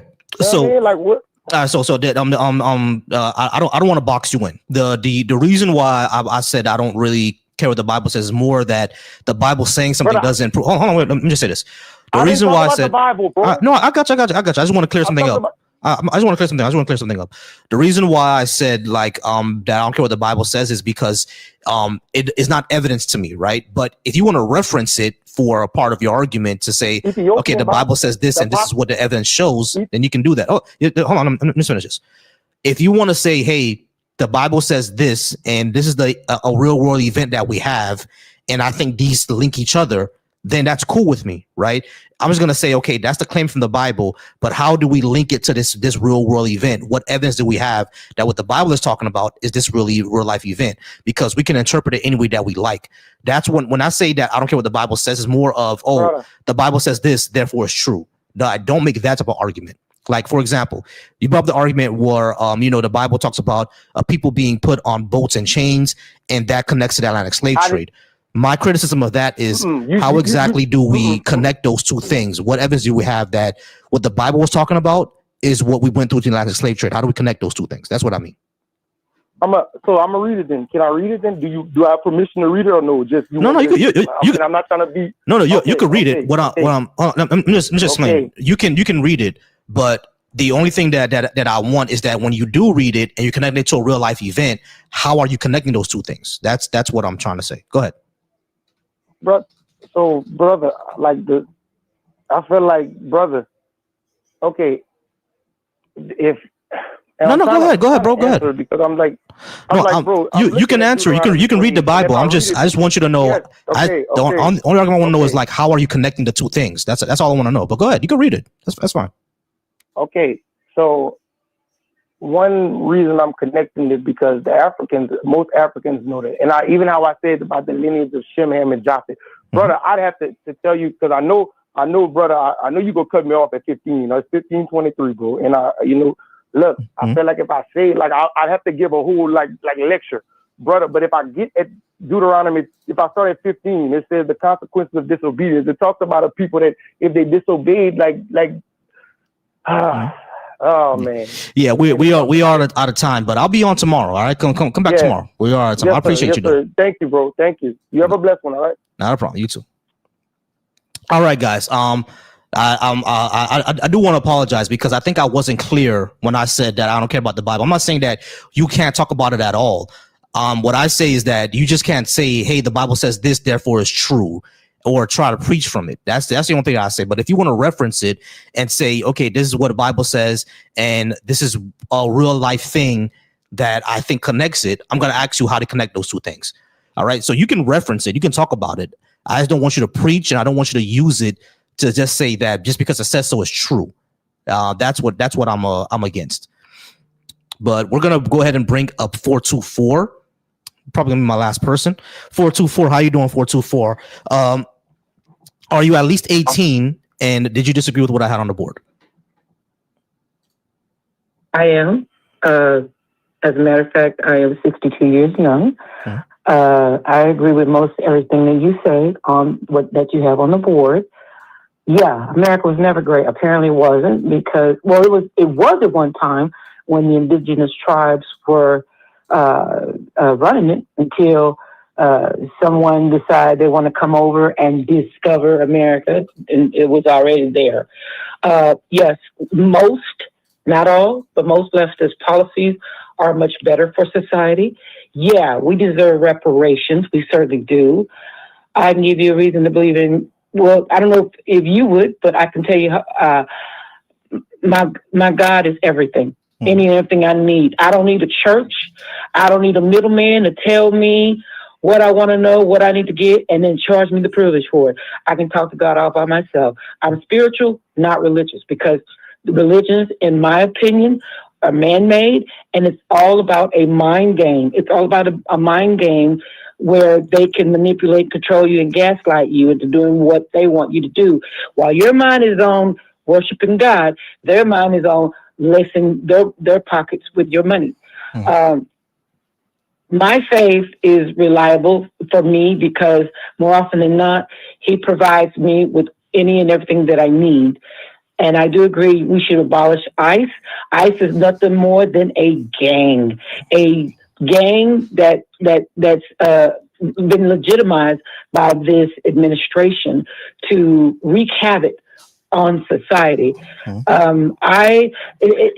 I may not be Latino or Asian, but I can, from my spirit, relate to the families that are torn apart. And you're just minding your own business. All you do is minding your business, going about your day. And all of a sudden, this gang comes up because they don't like the color of your skin and children are removed from their parents and husbands and wives, all for supposedly, it was supposedly because they were gangs, they're rapists, they're drug dealers. But these are a lot of 95% of the people that are being deported are, thrown in the same not gangs. Yeah, net. exactly. That's not right. That's not fair. Right. Exactly. That's not right, and it's not fair. Okay. The most recent video I saw was a young boy, Asian boy, broke my heart. He was playing soccer, and the goalkeeper, probably on the opposite team, had told him he was going to get Trump on him and have him deported. And this poor young man was crying about it. He Yeah, said, "I was born in America. I don't know any other country." And again, African Americans can relate to that because this is how they did us. They sold our families out from underneath us, separated us and everything, and we're still traumatic by it. And every time you see somebody, child like that, you can't just sit up and go, well, he's Asian, it's not my problem. It's everybody's problem. That's a human being. There is nothing illegal about a human being. I really hate that word. Now, if we're going to talk about leftists, I hate the word minority. Because trust and believe me, when you meet me and see me, there is nothing minor about me. I hate that word. I hate that word wholeheartedly with all my heart and soul. I hate that word. I hate these labels. I got you. I got you. All right, not a problem. I do appreciate you. There's not going to be a lot that we can talk about now. There is a reason why I say faith is unreliable because of basically when we look at certain things, right?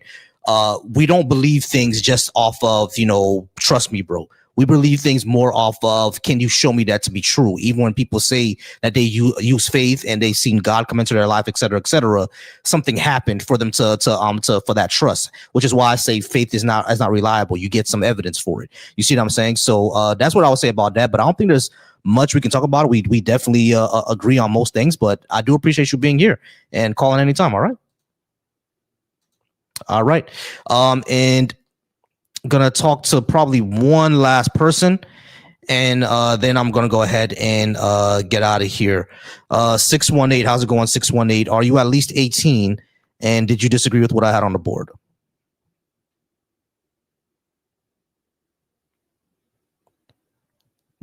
You there, 618? All righty.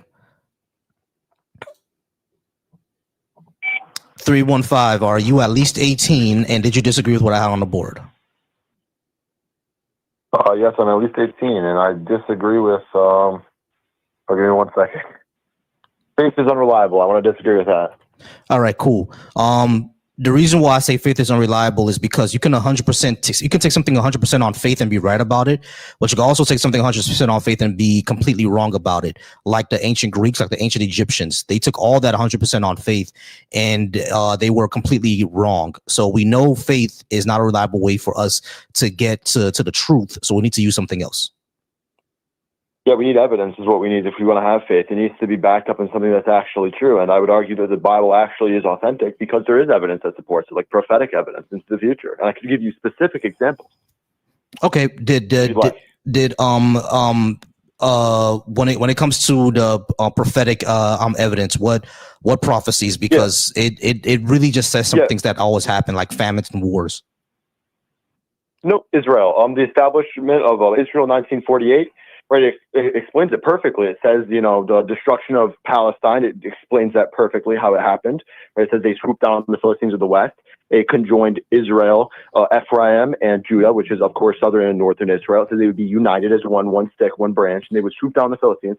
But even earlier, the most blatant and obvious prophecy that I've seen, it's in Isaiah 66, verse 7 and 8. It talks about a nation being formed in one day, as Israel did. And it says that the nation would be first born, and then would come the birth pains, which, if you don't understand what that means, it's first the nation would declare independence, like it did in 1948, in one day, and then it was, of course, recognized by the United States before, nighttime. And then also, right after it was born, then came the birth pains. The next day, Arab nations invaded, they were fighting them in the 1948 Arab War. And you get this conflict that's been going for 77 years, and Israel prevails. This small nation protected by the hand of God. And, it really explains in Isaiah 11:11, it says that the Lord would bring them back from the four corners of the earth back to the land of their forefathers. Like the book of Isaiah, it's all over it. Like this is so unlikely that the land of Israel would be reestablished after such a long period of time, 2,000 years. They, remain in heritage. They remain in language. How do they have the Hebrew language? It was gone for nearly 2,000 years. And, they're coming back supported by the United States. All that could be explained through natural means, bro. It doesn't have to be some sort of miracle. I mean, it's extremely unlikely. I mean, you could agree with that. Like, it's not happened. Like, unless it's not extremely unlikely. It's not extremely unlikely because at the end of the day, there was already a political movement for Zionism, and not only that, the after World War II, after what happened with the Jews, the entire world agreed that this is not going to happen again. So we need to get these people into an established homeland. So there was already the political thought for it to happen in the first place. And not only that, them being protected, not really protected by God or anything like that. They're protected by the West. They have better weapons than everybody else has. And not only that, all the Arabs the Arab countries at the time were very, very bad at waging war. They just suck at waging war. You see what I'm saying? So all this could happen through natural means. It doesn't need to be some sort of miracle. Yeah, you said that the great nations of the world are what helped them, and I'm arguing that God uses the great nations of the world to establish the land of Israel. But what you said is the Holocaust just happened. Of course, the Holocaust just happened. That's why they've been reestablished in their homeland, because they've just been persecuted. 6 million of them are dead. You could argue that number, but of course, there's a big event that happened. What's funny though is in that same verse that talks about them being reconciled with their land, being brought to the land of their forefathers by the great nations of the world in this, in their arms or whatnot. It says that the Lord would raise a signal to the nations, and they would bring the sons and daughters back to the land of their forefathers. A signal. What is the greatest signal that we've seen in the past 2,000 years? The Holocaust. And it happens as it says. It says these sons would be carried in their arms. All this, so basically, what you're saying, you're taking verses from the Bible and interpreting it towards modern events. Yes, absolutely. Yes, right. Isaiah, Why? It's perfect. I mean, why am I doing that? Because it is prophecy. These are prophets. Isaiah was, the greatest prophet. They say it's what? Because it's in the Tanakh. It's a Jewish book. So that he was called as a prophet. It says he was a prophet. So all Jewish tradition, Talmud, everything says. All right. Spider-Man #1 says that Peter Parker swings around and saves the day. Is it true because it's in a book? No, it'd be true if it actually was fulfilled in the future. Something that's very improbable and explicitly stated how it would happen. What was also improbable was a bunch of slaves rising up and creating a nation for onto themselves. But that's what happened with Haiti. So unlikely things happen all the time. Did they have a book that prophesied that this was to come? Yeah, the Haitian voodoo prophet actually said that if they go back to worshiping the gods of their African ancestors, they would defeat the great nations of the earth. And Haiti defeated France and Great Britain, who were the two of the most powerful countries on the planet at that time. Do you understand like how different though is like the example I gave you? I was explicit. I'm not just giving you like they were going to defeat somebody in the future. Like anyone could say, "Oh, America," because Yeah, I mean, but no, it's actually a 1-to-1 because like there's nothing in Isaiah that's specific to Israel either. You can talk about anybody. Now, of course, I'm gonna be fair. I'm gonna be fair that Isaiah was a Israeli prophet, an ancient Israelite prophet. So he's talking about Israel. You know what I mean? But you can fit that to anybody else. He's talking about Israel. Yeah, he's talking about Israel. No, I agree with you. I agree with you that he's talking about Israel. I agree with you with that. I agree with you talking about Israel. Yeah. But what I'm saying is that everything with Israel could be explained through natural means. We know that the people who are setting up Israel, they had access to the Bible. So they were just doing all that in order to fulfill what is said in Isaiah. But that doesn't mean that is all of a sudden a miracle. Now you would be able to say that if you were going to also concede the fact that you think that Jews, had to play in starting the Holocaust. They wanted the Holocaust to happen, believing that the nations would bring them back. No, of course they didn't want the Holocaust to happen. The Lord would raise them. Right. Of course they didn't want the Holocaust to happen. But when you're saying that the Holocaust is a signal, we have no idea what the signal that Isaiah was talking about. It doesn't necessarily have to be the Holocaust. Like, do you understand like the parallels there, like with current, like over with the events of 19? Right. I know. I get that. I get that. Right. But my point is that what you're saying is that everything that happened with Israel being formed can explain through natural means and not necessarily a prophecy. Yeah, you could say that, but like, you know, there's a level of coincidence, because I can give you more prophecies. This is just a small amount. Of course, I'll give you another one. I'll give you another one right here. Right after this, right, it talks about, you know, them coming back to the land of their fathers. It says that the Lord would like fight against everyone who, you know, has contempt with them. Like whoever fights against them, he will destroy. Like, look at all the Arab nations, 2,500 missiles in the past 70 years. They're still here. They're still standing by who? By the United States, who continuously provides support for Israel, no matter what. Like, they basically just genocided Gaza. This is true. 80% of Gaza, like the city of Gaza, it's gone. It's no longer here, and they're still destroying it to this day. And they're not. It's not looking like they're going to give it back to the Gaza people, of course. Yeah. But what's so funny is in that same verse. So this is yeah, and what you're bringing up right now sounds pretty gross. These are the people of God. That's that God's an asshole. God did punish Sodom and Gomorrah, Jericho, Tyre. He destroyed many nations. No, I understand. But if God is letting his people commit genocide, I'm not sure if I should believe or trust or even love that God. That's a fucked up thing to do. I mean, this is a personal preference, and you know, I could say that about any other God, but if it's true or not, if you don't support that God, then you know, if this is the God of the universe, you know, maybe there's a problem here. But yeah, you know, the God of the universe is letting United Israel. Yep. So the God of the universe is letting these people, this small group of people, and on a, you know, unimpressive planet, genocide people. Is like it's kind of I'm not sure if I should believe that. I mean, you must understand that, like, Israel, like, they're not usually the aggressors. Usually it's, you know, the Palestinians coming in, like, fighting against them. Like, right. Israel, And why are the Palestinians fighting? Why do you think the Palestinians are fighting against them? Because this was where they were living before. This was their land, and people just came in and just decided they're going to be a new country and kicked them all off. Like, that's kind of. You understand that's the same thing that happened to Israel back in 70 AD, right? Right. No, I get that, but no, I get that, but two wrongs don't make a right. Do they? No, I understand that. Right, exactly. So they're all their actions are still kind of screwed up. Like, they're all fucked up. I mean, this all goes back to like I mean, we can. I understand what you're saying, right? With everything with Isaiah, it seems like a prophecy being fulfilled. But again, everybody at that time, all of us, all these nations, they all knew what Isaiah said. So they could have just been doing all this just to fulfill Isaiah. Yeah, I mean, Hitler was in on the Holocaust because of Isaiah. No, I'm not saying that Hitler was in the Holocaust and Isaiah, but you're assuming that the Holocaust was a signal. I mean, yes.